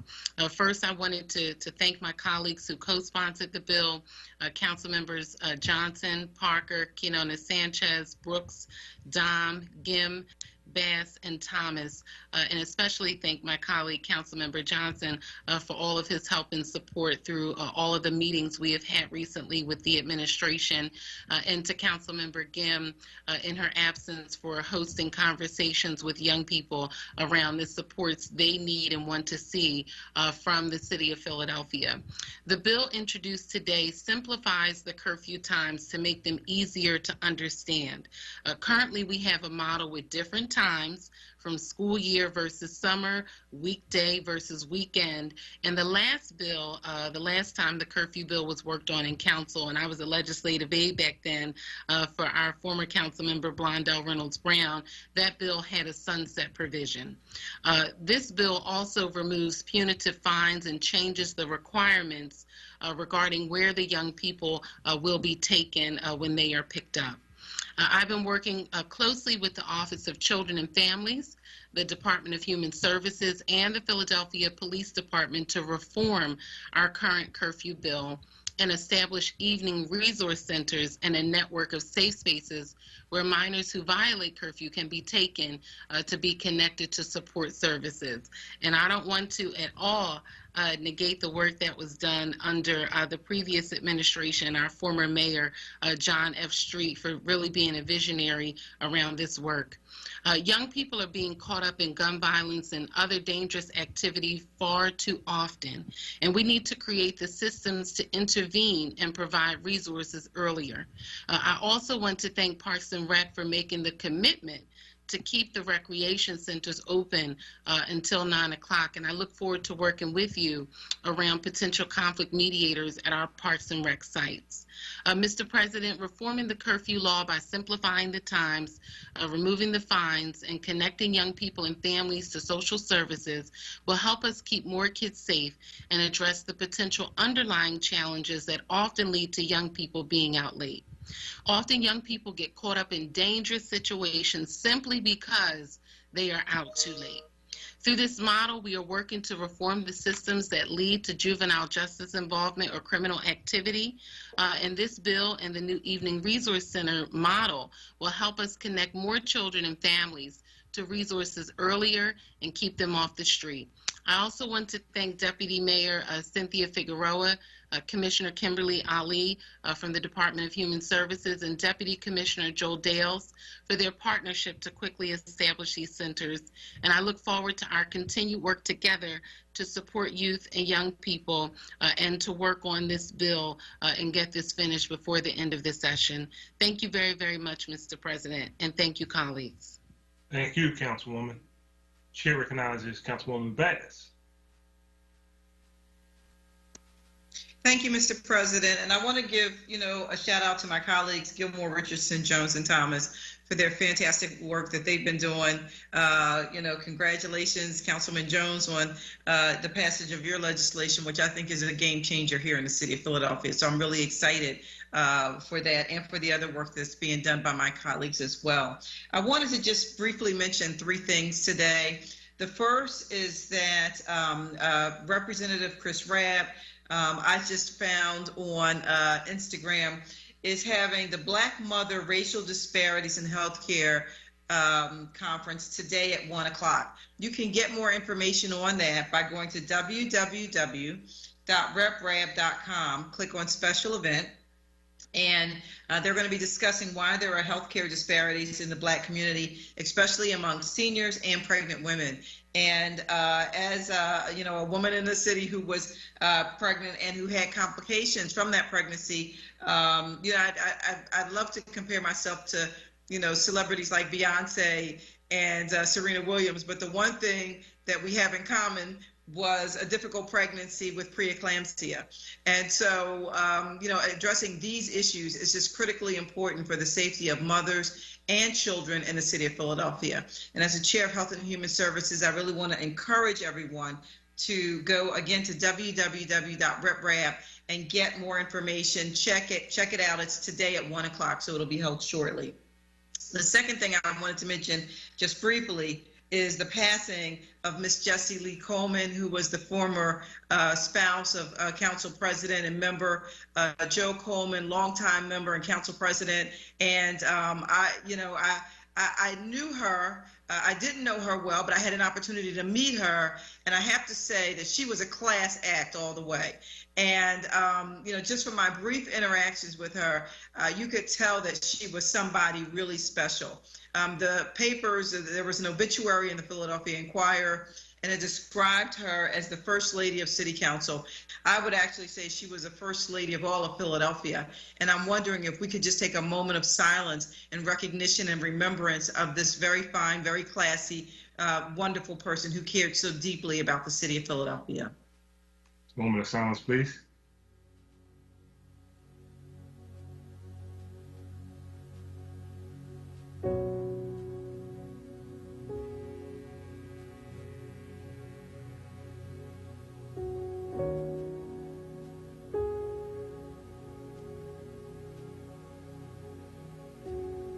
Thank you.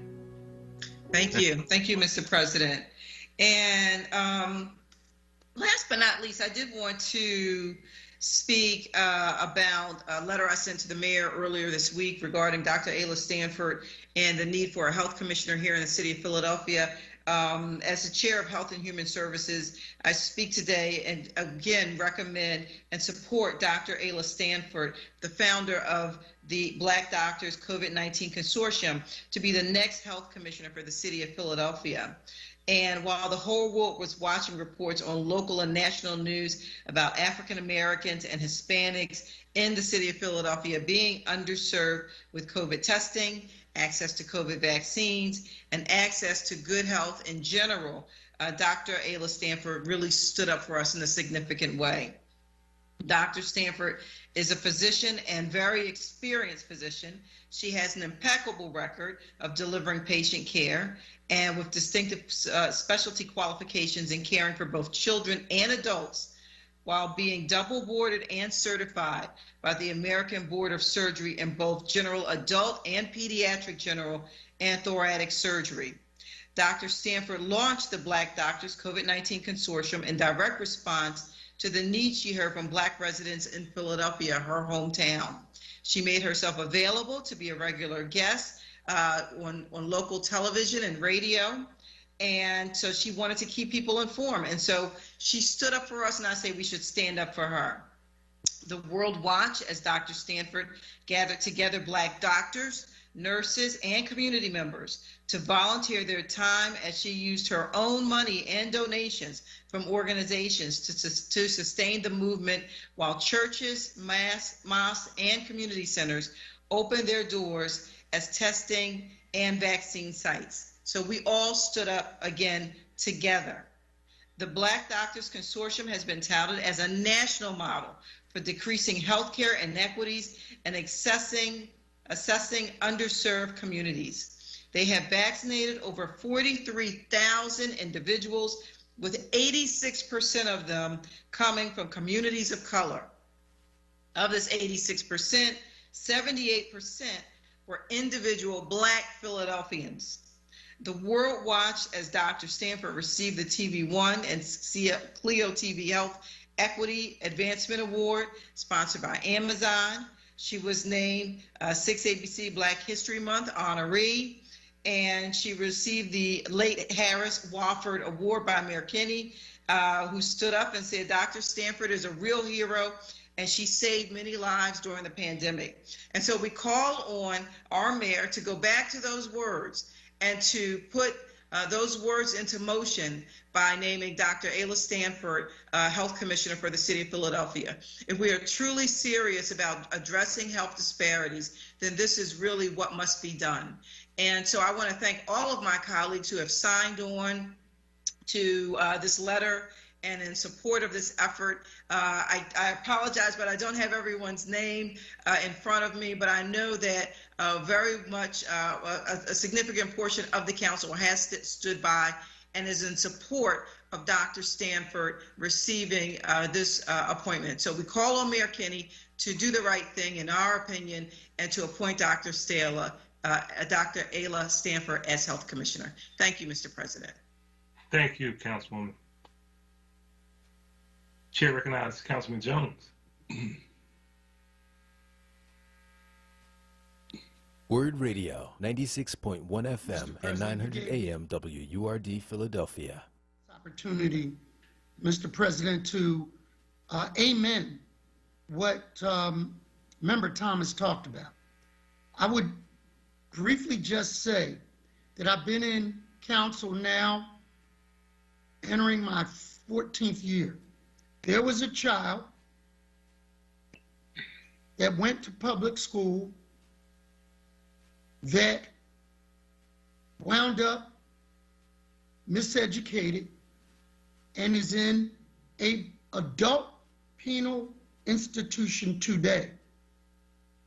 There are more young people in certain zip codes in my district up on State Road in prison than in the local high school, Overbrook. The miseducation of our children and limiting our options for our children is a civil rights issue. And I intend to be focused, along with Member Thomas and members of the Education Committee and my colleagues, to rectify this issue. Because I think, other than family supports around our children, other than, as you fight for, Mr. President, job opportunities for at-risk individuals in our poor communities fighting poverty, education is the great equalizer, as President Obama said, that can transcend all of the other ills by providing opportunities to our kids. And we're not going to let go of this issue. Thank you, Mr. President. Thank you, Councilman. I don't see any other members or speeches for the majority. That being the case, I'm now going to recognize Councilman Jones for a motion to adjourn. Thank you, Mr. President. I move that council stand adjourned until Thursday, June 10th, at 2021 at 10 a.m. Second. Thank you. It has been moved and probably second. The council stand adjourned until Thursday, June 10th, 2021, 10 a.m. All those in favor indicate by saying aye. Aye. Aye. Those opposed, ayes have it. Motion carries. Thank you all very much. And again, be safe. Thank you. Talk to you later. Reality Check with Charles Ellison right now on WURD Radio and WURDradio.com. All right, you were just listening to Philadelphia City Council. We had Philadelphia City Council Live happening here on WURD. It just now adjourned. So what we're going to do is take a break. When we come back from the break, we'll have phone lines open for the next hour, 215-634-8065, 866-361-0900 here on City Council Live, which is now going to transition to Reality Check, just doing the last hour of Reality Check on this Thursday afternoon. So 215-634-8065, 866-361-0900. Let's take a break and we'll be right back. Hi, WURD family. My name is Kim Hall Jackson, and I am a colorectal cancer survivor. If I can convince one person to get a screening, then I know my voice is making a difference. Go to WURDradio.com and click on the Go to Know banner and get your Fit Kid test today. WURD Radio has partnered with the Colorectal Cancer Alliance, Independence Blue Cross Foundation, Penn Medicine, and LabCorp to provide a free at-home screening test for colon cancer. All WURD listeners can register for a free at-home screening test as a part of the Go to Know campaign. This campaign is designed to provide African Americans with free testing for early colon cancer screening. Colon cancer can be prevented, and early detection saves lives. Go to WURDradio.com and click on the Go to Know banner to request your free test today. The Black Words Book Club. WURD Radio's conversation on books that explore the African American experience through social, economic, and environmental justice issues. Tune in the second Tuesday of every month on Evening Words with Nick Taliaferro, 4 p.m. till 7 p.m. The next book for June is Taught by Women, Poems as Resistance Language by Hakeem Adabuti. Be sure to listen live, as Nick Taliaferro will hold a contest for a giveaway book bundle that consists of 4 titles from Kensington's Defina's Authors of Color's newest release. Don't miss it, Tuesday, June 8th on Evening Words with Nick Taliaferro. Attention for WURD members. Get your copy and receive a 20% discount when you purchase at Harriet's Bookstore or Hakeem's Bookstore. For more information on the Black Words Book Club, visit WURDradio.com. The Black Words Book Club is sponsored by Defina. Defina is an imprint of Kensington Publishing Corporation, America's independent publisher, concentrating on authors of color. The WURD Radio newsletter, keeping you informed, engaged, and connected. Sign up by visiting WURDradio.com. Scroll to the bottom of the page and type your email address under Connect with Us. You'll receive the latest information on WURD Radio, messages from our president and CEO, Sarah Lomax Reese, exclusive articles and multimedia content, and resources. Stay informed with the WURD Radio newsletter. COVID's put life on pause way too long. Vaccines prevent nearly 100% of hospitalizations and death from COVID-19. So far, over 100 million people have decided to press play by getting theirs. And now everyone 12 and older can get one. Keep listening for vaccine locations close to you or text your zip code to 438-829. Message and data rates apply. We can do this. Paid for by the U.S. Department of Health and Human Services. Hi, I'm Solomon Jones. I'm the morning drive host of Wake Up with Word here at WURD Radio in Philadelphia. This time last year, we couldn't go to work, school, church, or even out to eat. We were all separated and trying to be safe at home. People we knew and loved were getting sick and dying from COVID-19. Well, now there's a vaccine. It's safe, it's available, and it's free. Get the vaccine. It's the right thing to do. Think about those who got sick or died. Think about what they would tell you to do. And then do what I did. Get your free COVID-19 vaccine at blackdoctorsconsortium.com. Does your pre-K to 12 student need reliable internet for digital learning? The city's PHL Connected program can help by offering free internet to eligible families. To find out if you qualify, dial 211. For language services, press 8. Learn more at phila.gov/PHL Connected. Olaniyan Adefume's goal is to assist families and students that are tired of the destructive input by the coronavirus. If you are interested in a math tutor, Olaniyan is offering small, reasonably priced classes that will focus on the PSSA test. Classes start June 21st. The students will have lessons, tests, homework, and a textbook to keep with PSSA exercises and explanations. Knowledge is power. Call Olaniyan Adefume, 215-678-3830 for pricing information and location. Family Therapy Vignette Moments with Dr. Lucille Ijoy. Writing notes to your mother, it's Mother's Month. If you decided to write your mom a note during its pandemic time, what would you write? Well, I might tell her how glad I am that she's in charge of making sure that the bills are paid. I would say she has great wisdom. She makes the best apple pie and lemon cake. She never complains when my kids make a lot of noise. Woo! I'm so happy about that. She still watches over me like a mother hen. I know she slips my son $1 or $2. What notes would you write your mom? She would keep these forever. What notes would you write your mom? Reality Check with Charles Ellison right now on WURD Radio and WURDradio.com. All right, welcome back to Reality Check. We've now transitioned into Reality Check. For the next hour, we have open phone lines at 215-634-8065, 866-361-0900 here on Reality Check, 215-634-8065, 866-361-0900 here on Reality Check. Let's go to AC out of West Philly, who's calling in for a Reality Check. AC, how are you doing, sir? Good morning, Brother Charles. First thing I wanted to say that people remember Memorial Day.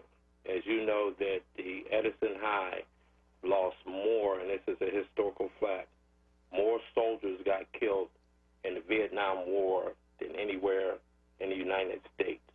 So I just hope we remember them on Memorial Day. Thank you so much. Mm-hmm. I appreciate that. Okay.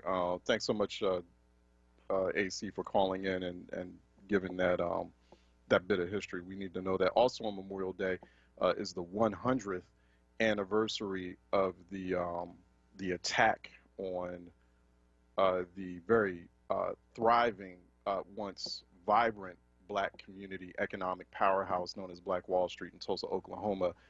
That attack, that massacre, which killed over 300 of our ancestors, took place on May 31st, 1921. Actually, it was triggered on May 31st, 1921, and it went on for a few days. So it's indeed going to be a somber Memorial Day. Quite a bit happening. You know, this is the 100th anniversary of the Tulsa massacre. Also, I think Khalif Browder would have been, up in New York, would have been 28 years old this month. I think that was the other day. You have Malcolm X's birthday not too long ago in May. We had also the 36th observance of the bombing that took place, the state-sanctioned bombing of a black neighborhood in West Philadelphia. We had that taking place, and we have the one-year observance anniversary of the murder of George Floyd. So, you know, indeed, the ancestors telling us things during the month of May, definitely wanting us to listen to those cries, to listen to you know, those tragedies, to find lessons in those tragedies and figure out ways that we can act. So I appreciate that, AC. Thanks for calling in. 215-634-8065, 866-361-0900 here on Reality Check. 215-634-8065, 866-361-0900 here on Reality Check. Phone lines are open. Also, don't forget to go to wordworks.com. That's WURDworks.com. That is the livelihood website, and we have a brand new job portal that's there. It features jobs from some of Philadelphia's leading companies and arts organizations. If you go there now, there are jobs from WURD Radio, the Kimmel Center, Earth Foods, Always Best Care, and more. So apply for a job today. Go to wordworks.com, WURDworks.com, and click jobs. And definitely, especially as people are trying to recover, are trying to find some economic footing through this pandemic. And even before pandemic, it's always been rough in Philadelphia, and particularly for Philadelphia's black community. Unemployment is always high. We're the largest racial demographic in the city of Philadelphia. However, we have the lowest labor force participation rates in the city of Philadelphia, and we have the highest unemployment rate in the city of Philadelphia. That was always the case before pandemic. It has gotten worse during this pandemic, and so anything is needed to help reverse that trend. Wordworks.com, WURDworks.com for more information. Let me go to Joseph out of Massachusetts, who's calling in for a reality check. Joseph? Good afternoon, Mr. Ellison. How you doing? Hey, how are you doing? Yeah, Monday I tried to make a point, but you didn't give me a chance to finish to make the point. We always ranting and raging about so many of us can't read or write. We're not going to stop. What do you mean by I didn't give you a chance to make the point? You were talking for a while, Joseph. I mean, people have to understand that I'm not going to have people on here make a point and then repeat it and get redundant and take up time when there are other people waiting behind you to also get on the phone line. That doesn't make sense. So, I mean, instead of, make your point instead of coming on and accusing me of something that really didn't happen, because I gave you a whole bunch of time. I remember that. I gave you like more than a few minutes to make your point, but I had other people behind you. Be considerate of other people, Joseph, when you make your point. Don't get redundant. Don't repeat the same thing that you just repeated, and I gave you 3 minutes of space to go ahead and make the point for. So go ahead, make your point.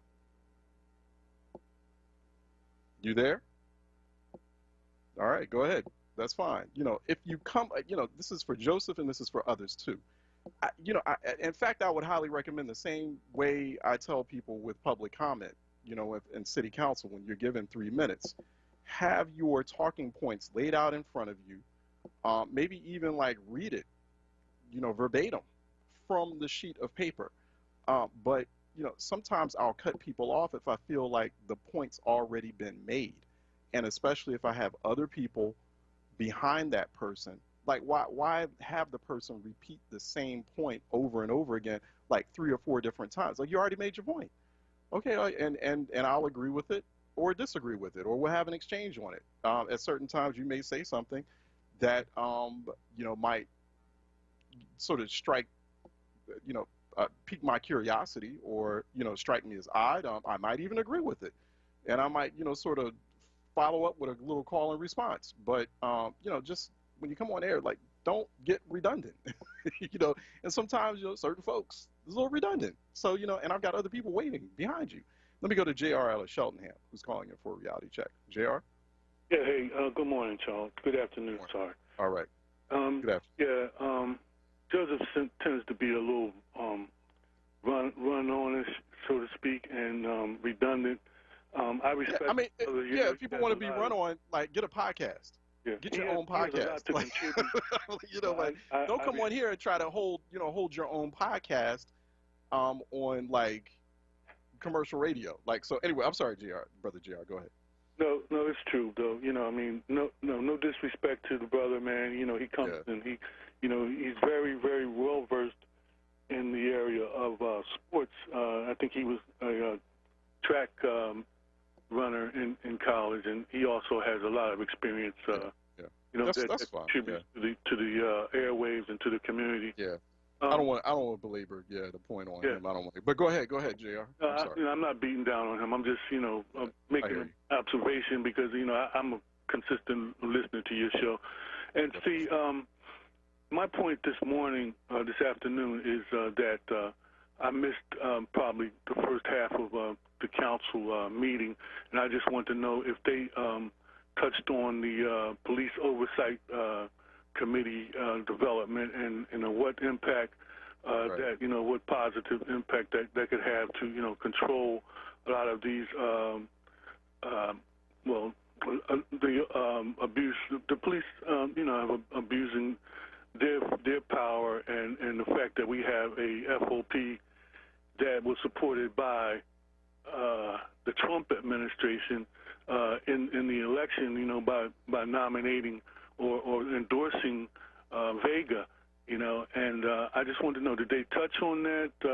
Yeah, they passed that bill. There was an ordinance proposal by Councilmember Curtis Jones. He wanted to reconstitute and rename the Police Advisory Board, the existing Police Advisory Board, which has not had a whole lot of power, has not operated at a maximal, at an optimal or maximum level.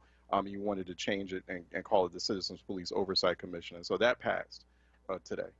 So that definitely passed today. And Councilmember Curtis Jones, who's also the council whip, gave a few remarks and comments about that, as did other council members. They were just sort of, doing the usual, patting themselves on the back and congratulating each other about it. Yeah. And it's just ridiculous what we're going through with our politicians. I got a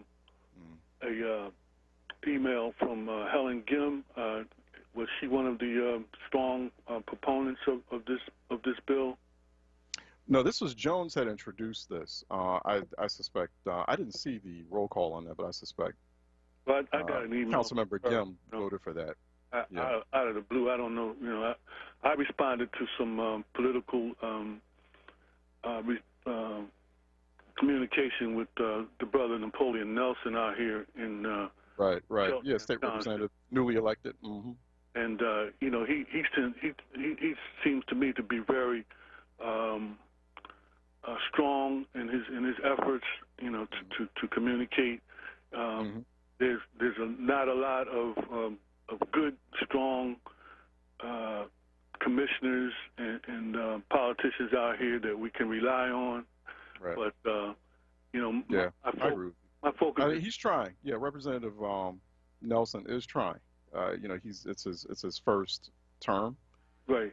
So he's a young brother. He's got a lot of energy, and he's focusing on what I like about where he's headed, and what I like the legislators. I like the policymakers who focus on the structural issues, right? So they're not looking for the next headline, right, or the next kind of trending story that comes up, or the next episode or trending event. They're looking at those, and that's the less sexy work. When you look at those structural issues, when you look at the core issues, the root causes of where we are now. I appreciate and I respect those policymakers. Those are the policymakers that, when I get the opportunity, I like to highlight here, who are talking about, okay, hey, this is the core problem. This is the investment we need to make. And they're looking at everything from an equity lens. Those are the ones who do the work, and that's less sexy work. That's the kind of work.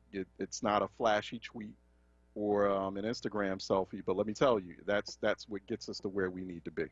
Okay, so the last thing I want to point out is that the reason I had approached him, at the polls was the fact that there was not a lot of public discussion about this question. The state passed questions on the ballot, the two questions that empowered the legislation to be more in control of the emergency efforts that Governor Wolf put into effect, that probably saved thousands of lives, and now that the legislation is going to overpower him, we don't have a reasonable or a more concerned power structure, and also lastly, Ayla Sanford saved thousands. She saved me, because out here in Cheltenham, they wasn't giving no vaccine to us. It was all outside the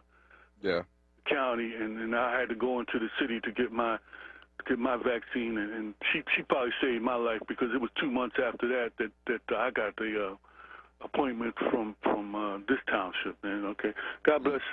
Keep safe out there, Charles. Yeah, no, you stay safe out there. Be well, Brother JR. Thanks for calling in. I really appreciate that. 215-634-8065. Phone lines are wide open. We're going to keep them wide open until we head into the source at 1 o'clock. 215-634-8065, 866-36109, excuse me, 0900 here on Reality Check. Phone lines are wide open. Let me go to Sister and Jamila out of North Philly, who's calling in for a Reality Check. Jamila? Hey, good afternoon now. Yep, it's afternoon. Yep. Hope all is well.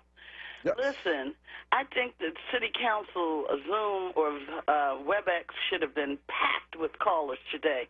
I heard the brother who came on and talked about police training. Yeah. And in that regard, I don't know, do you remember which bill or resolution that was, Charles? That's David O's proposal, and as you heard, remember, like about a couple of weeks ago, there was a bit of a tense exchange between he and Councilmember Helen Gim, and it boiled over, it spilled over onto social media, onto Twitter.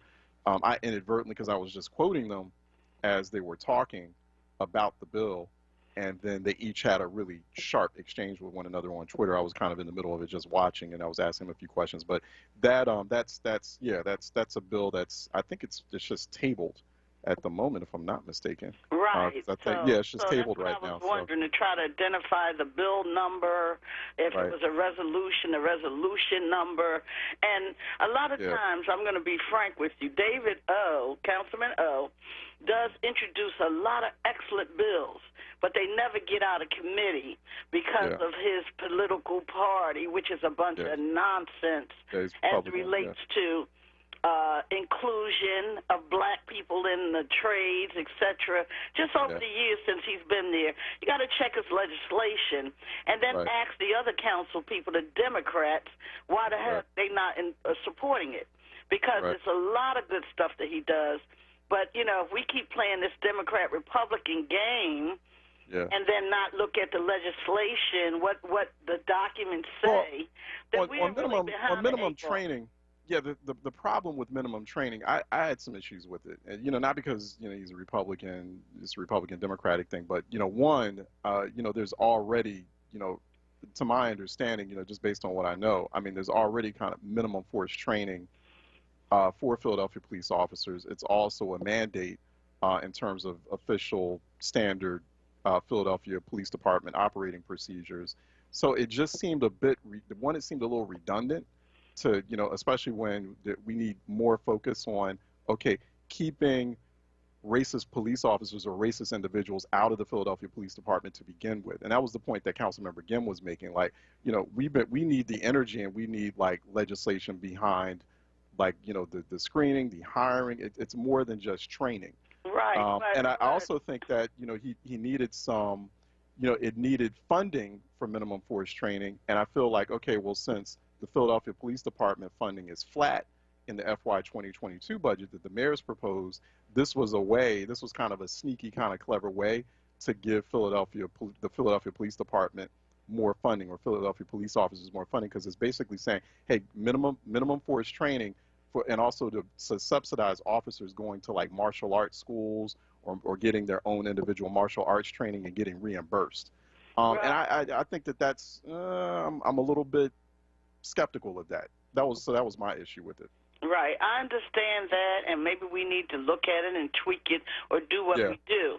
But we need to look at that. The brother who came on, who broke that training down, I think that was very powerful. I think we need to be clear on, you know, it was the African-American Commissioner, Ramsey, who allowed the police officers to be from out of town. You know, what are we talking about here? You know, we didn't rise up against that. I just want to know where all these protesters are. With all due respect, you know, we do what we do. Each person handles their protest the way they choose to. But if you're not getting a policy change, if you're not even voicing your concerns with the folks who are making the deals, then, you know, I think we need to be clear about that. I don't know if all of the discussion was online and none in City Council. I think that's, you know, half glass full type of situation. Past few weeks, there have been some comments from folks during the public comment period on that bill. I don't have the bill number in front of me, so I do apologize for that, Jamila. But but you're right. I mean, public comment period should be a lot more vocal, a lot louder. There should be a lot more participation, a lot fuller. And it just, I mean, there was just 2 comments. Right. And one of them was about what got me. But I appreciate you. I appreciate you giving us a heads up on these hearings. There are more hearings. The budget hearings are like wound down yesterday as far as public testimony.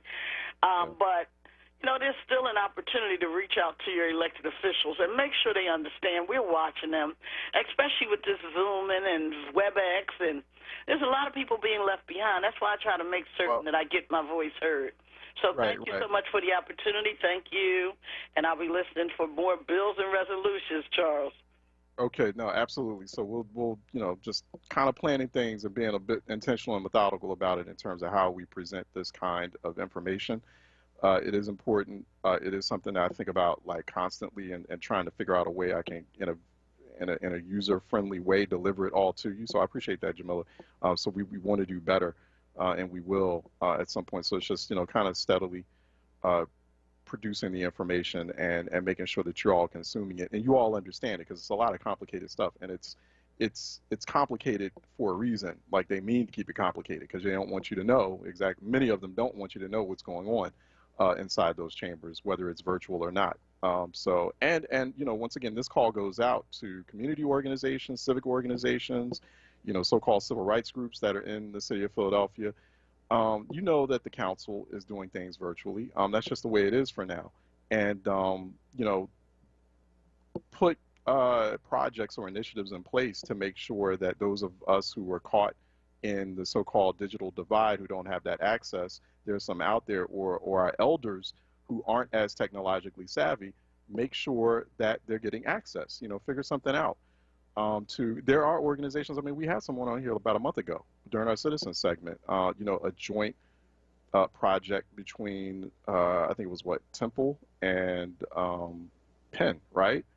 Where they had figured out a way to provide, you know, technological access for seniors in the city of Philadelphia, you know, to be able to talk to people during pandemic. And so they had figured out a system, something that was like, you know, relatively low cost, inexpensive. They were being very innovative about it. Like, I don't understand, like, why, you know, community organizations, civic organizations, churches haven't made that a priority in terms of creating accessibility points for less technologically savvy or less technologically accessed people, primarily our seniors and our elders who really paying attention to these types of things. You know, listen into a station like WURD, which provides them with City Council Live. You know, so we're doing what we do, but, you know, do what you're supposed to be doing. And so that's not outside the realm of possibility. I don't understand why people haven't, like, you know, because you still get this constant complaint about, you know, well, I can't get into Zoom, you know, and I can't get, and it's like, okay, well, you know, where's the community groups at, you know, to provide that, you know, that kind of accessibility. That's what they're supposed to be doing. Let me go to Gary out of Southwest, who's calling in for a reality check. And then, you know, I'll add to that, I mean, city council members need to be making an effort to make that, they know that complaint's out there, and they're not making an effort to make sure that, you know, no constituent feels left behind while they're meeting virtually. I understand the need to meet virtually. Virtually actually makes it potentially more accessible. So, you know, let's maximize that opportunity. I'm sorry, Gary, go ahead. Thanks, Charles. How are you doing this morning? I should say afternoon now. Afternoon. All right. I was listening, and I heard the part about, unfortunately, I didn't get to hear all the council hearings, but when they were talking about the police advisory council, they changed the name and reconstituted. However, right. Are they going to have any power? Yeah, I mean, I would hope so. Let's see. So, an ordinance repealing 21-1200 Philadelphia Code, and reconstitute and rename the board as the Citizens Police Oversight Commission, and is authorized by the charter, provides for the commission's appointment, the powers and duties of the commission, and the manner in which the commission and other officers, employees, and agencies shall fulfill their respective response. I don't know how much like power it will have. You know, it's right. Yeah, it need. Yeah, you're right. I mean, it will need like subpoena power, right? Yeah, so I'm not clear on that just yet. I guess that's a discussion we'll have to have with Councilmember Jones. Yeah, because changing the name means nothing to me. if they're not going to have any power to deal with these rogue police officers. And one thing I think you had mentioned, I guess it was under Ramsey when the police were allowed to move outside the city. Right. Was that true? Yeah, that was Jamila was, yeah. Jamila said, yeah. I remember when I was out in Delaware County, I saw these posters for hiring for the Philadelphia Police Department. We were like, wow, what's going on here? And I want to say this. They have a lot of these police officers, these Caucasian police officers, who are staunch racists, and they know that. Just like they had the one officer, was in the Daily News some time ago, he had a tattoo on his arm with the group he's involved in, and these white supremacy groups. How does that happen? Why do we keep allowing this? We have a city council. We have a mayor. How is it that kind of behavior and those kind of individuals are allowed to be on our police force? And another thing, whether people know it or not, police officers make a pretty good salary, and they deserve it. They put their lives on the line. You know, they get all that overtime. You look at all the money they get. Go look at the money they get. You'll see what I'm talking about, Charles, how much they get paid, especially with the overtime. You see the cars they drive and where they live, and that's just a fact. Yeah. And we as a black community, we are in crisis, especially right here in Philadelphia.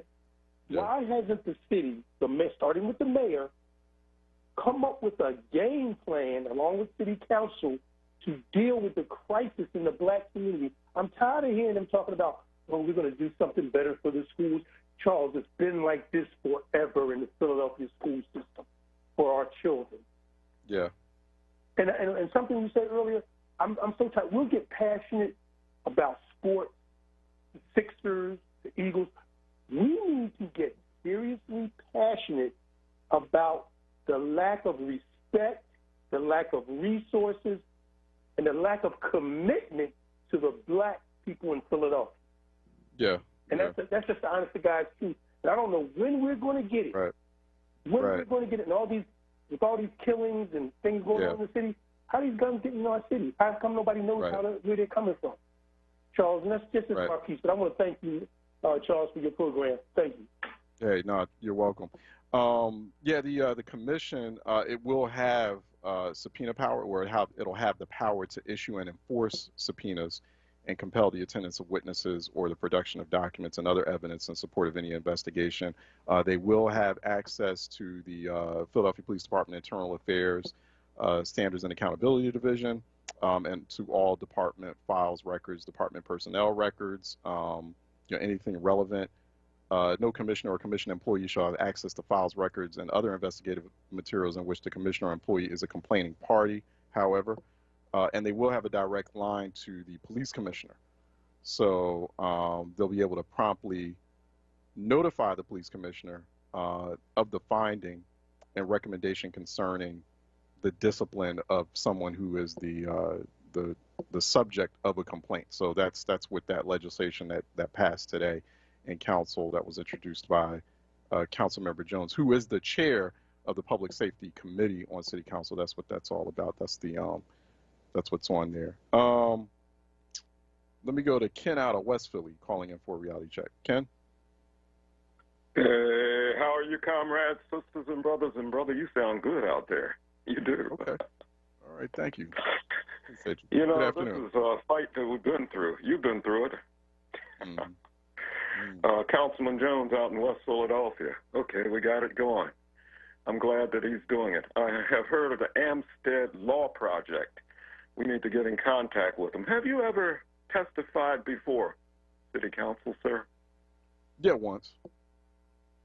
Why not more? Yeah, once. So, well, I'm anchoring. So that is a problem. Yeah, right. I'm anchoring. Yeah, I can't have the time to do it now. Yeah. Yeah. I can't like, move from over there and then go. Yeah, I can't do it. So, yeah. This is the deal. I'm going to tell you people now, it's time for you to get on the city council list for testimony. Call your city council person, get the number. It's a nice little woman who runs it inside of the cyber department that they've got. I'm telling you, over the last 3 months, I've testified 3 times. Testified yesterday again on the 1033 program. What I'm wondering about is this. I've been fighting, and people have been fighting out here about having a school board that can be elected. But beyond that, we don't need an appointed police control commission. We need an elected Police Control Commission that can actually budget, fire and hire, and set the contract. Do you know that the police basically had a budget hearing recently? They did. Yeah, I know. You know, and people could testify in it. Right. But when you go in there and you look at it, there's an organization called Reclaim. They are on it. Yeah. All of you out there, what you need to do, even if you don't have internet access, get a hold to Reclaim if you're up on the internet. If you can't find them, and if you can't call them, then I'd advise you to get a hold of your city council person because he knows who they are, believe me. And they have been up testifying. There were 100 people on yesterday testifying on city council. None of you out there heard it because it couldn't be broadcast, you know, through WURD. This thing was long. Right. We need to start getting on city council's testimonials and start off with this sentence. I'm a voter. I vote in city council personal woman's district, and I want this. And keep on talking for 2 minutes. You get to talk for 2 minutes only now because quietly as it's kept, even if it's over the internet now, they've got so many people operating out there who are really upset about what's going on in the city on the budget. Yeah. They get like 100 people testifying in one sitting. This is new, and you can get in on it too, people. Yeah. I'm telling you, I might be a communist. I testify. Hey, look, you're a Democrat. You're absolutely right. You're about being democratic. Look, get up there and testify. Call Councilman Jones, you know, because we've been fighting about this police review board since Rizzo put it out of business. There was one actually operating before 1967. Dude put it out of business with the mayor that was in there at the time. Then they had to bring it back into business, so they didn't have any teeth. So what we need now is something that can stop the George Floyd type stuff. And one of the things that you'll notice is that police review boards all over the country, check them out. Look at those cities. Yeah. They don't have attorneys in there investigating. They don't have people in there who are investigators. And most of them don't have subpoena power. They can't bring somebody in and say, hey, look, you got to testify before us, and that's going to be on the record. And we're going to put this over to the district attorney's office. Oh, thank you, Krasner, for being in office. And if we had it that way, believe me, a couple of cities are doing that now. They are. Yeah. So let's do this. Hey, I'll be back. It seems pretty broad what's being proposed. At least you know, when you read the bill for what just passed, the commission that Councilmember Jones is proposing you put in place in lieu of the Police Advisory Commission. So, I mean, it's getting subpoena powers, you know, and the ability to enforce those subpoenas as well. It'll have a direct line to the police commissioner. It will gain all levels of investigatory powers, and I'm not sure if there'll be an investigator or an attorney, like you were saying, Ken. To the commission. I mean, that's something to ask about, I wonder. So, yeah, definitely we'll keep an eye on it. Thanks so much. Yeah, thanks for calling in. Let me go to Maurice out of North Philly calling in for a reality check. Maurice? Hey, Charles. How you doing? How you doing, sir? I just want to say thank you the other day. You had a great guest on Mike Green. Oh, Mike Green, right. Yeah, I figured you like him. Yeah, Mike Green. Yes. You did a great job laying out the infrastructure, the economics. Not that, but they drawn up the policies trying to get a partnership. Right. And that's how it goes. So that's all I want to comment on. Mike did a great job laying it out and what it takes to get it done. Thank you. Yeah, it really did. Okay, yeah, appreciate that, brother. Yeah, we'll make sure to get, and it's good to hear from you, and I'll pass that along. So we always enjoy having Mike Green on, and he's doing that work, so we appreciate that. 215-634-8065, 866 361-0900 here on Reality Check. 215-634-8065, 866-361-0900 here on Reality Check. Also some other notes or notables from today's council session. Councilwoman Cindy Bass introducing two bills to incentivize vaccinations against COVID-19. So one bill would be a $50 gift certificate if you get your shots, and another would be a $50 rebate for gas and water bills if you get your immunization shots, your COVID immunization shots. So we still have a big problem in Philadelphia as far as vaccines are concerned. And please don't pay too much attention to a lot of the hype headlines around Pennsylvania nearly reaching its 70% threshold. For residents throughout the state getting vaccinated, or just 45% of Pennsylvania residents have been fully vaccinated. Okay, so the vast majority of people are getting 2 doses for a full immunization regimen, a full COVID-19 immunization regimen. You need 2 doses to get fully immunized against COVID-19. 1 dose does not count. 1 dose is just a half step.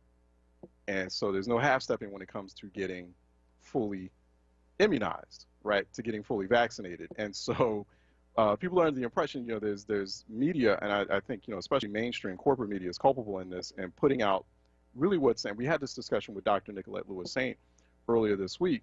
She's troubled by it, where it's like this false, misleading information is giving people the impression, it's also the Biden administration is somewhat culpable too, putting out this happy talk about, we're like, over half the population is vaccinated, fully vaccinated. You need 2 shots to get fully vaccinated to finally feel comfortable that you are protected. You've got a layer of protection against COVID-19.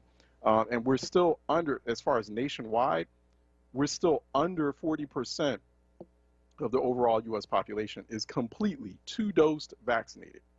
Okay, in Pennsylvania, only 45%, that's less than half of the Pennsylvania population, is fully 2-dosed vaccinated. In Philadelphia, we have a similar issue here too. Only 35% of the Philadelphia population is fully 2-dosed vaccinated. Only 35%. Throughout Pennsylvania, only 19%. According to the latest data, only 19%. Only 19% of the Black Pennsylvania population is fully 2-dosed vaccinated. Okay, so when you hear about people getting vaccinated, because you notice media won't say fully vaccinated. The key there is fully vaccinated. Okay, like it's not a half step,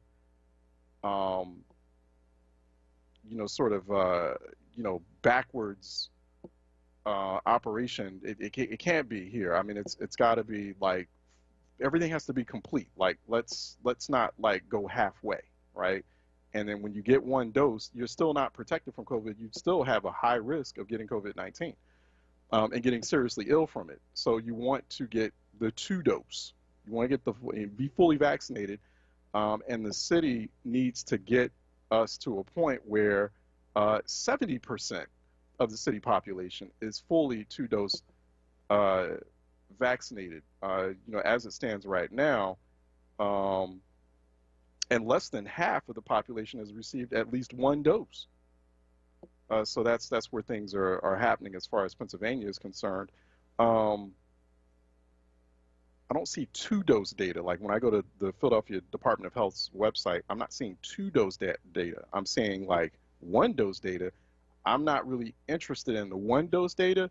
I want to know if people got 2 doses and if they're fully vaccinated. But we do have a problem where only 30% of Black people in the city of Philadelphia have received at least 1 dose, compared to 61% of Asians in the city of Philadelphia. Asians are not playing in the city of Philadelphia and elsewhere too. They actually have the highest racial demographic vaccination rates throughout the country, and 49% of whites in the city of Philadelphia have received at least 1 dose. 31% of Latinos in the city of Philadelphia have received at least 1 dose. But right now, Black people in Philadelphia are at the bottom. So you are at the bottom, Black Philadelphia, when it comes to getting vaccinated. So maybe we should just make this kind of a competition. Like, you don't like these other groups, these other racial demographics in the city being ahead of you in terms of vaccination rates. So then catch up. All right, let's do a better job of catching up and getting fully vaccinated because we are at the very bottom. So it makes no sense that like Black Philadelphians are the majority racial demographic in the city of Philadelphia, but they're the least vaccinated.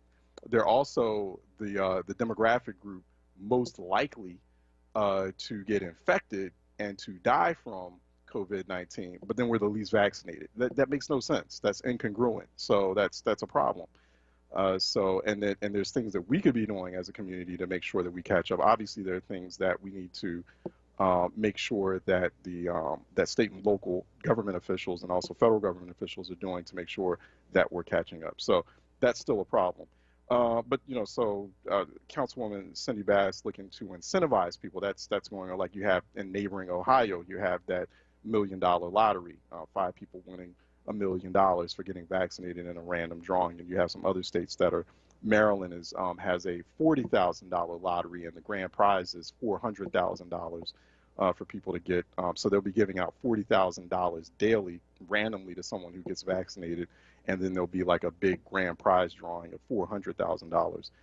So Philly, they want to give you a $50 gift certificate and the $50 gas and water bill rebate. Councilmember Jones did pass that Citizens Police Oversight Commission bill, so that was passed. Also, some remarks, some commentary from some heated commentary from Councilmember Isaiah Thomas about the lack of transparency, the lack of direction, and also, he called it, criminal. He described it as, I'm quoting him, he described it as criminal, the Philadelphia School Board, the Philadelphia school system's treatment of Black-led education institutions, Black-led charter schools in the city of Philadelphia. So he's pretty hot about that. He was talking about Philadelphia School Board meeting that took place yesterday, and it was out of public view because of reportedly because of a technical glitch. But and I'm quoting him, he was saying, I'm not sure if that was legal for the Philadelphia School Board to hold a meeting without the public being there or the public being unable to view it and to participate in it. So that is a problem, something that has to be looked at a little bit more deeply. We have folks from Black charter schools who did come on to talk about that issue. So it's kind of a two-pronged issue here. I mean, on one hand, it's you have the vast majority of charter schools that are being not renewed or closed, being Black-led institutions, Black-led educational institutions, even though you have a growing number of Black students in the city who want to, and Black families in the city who want to transition to a charter school, and looking for better educational options. So you have that issue, and those Black-led institutions being targeted by the Philadelphia School Board and the Philadelphia Charter School Office. But on the other hand, you also have the problem of low academic performance in those charter schools.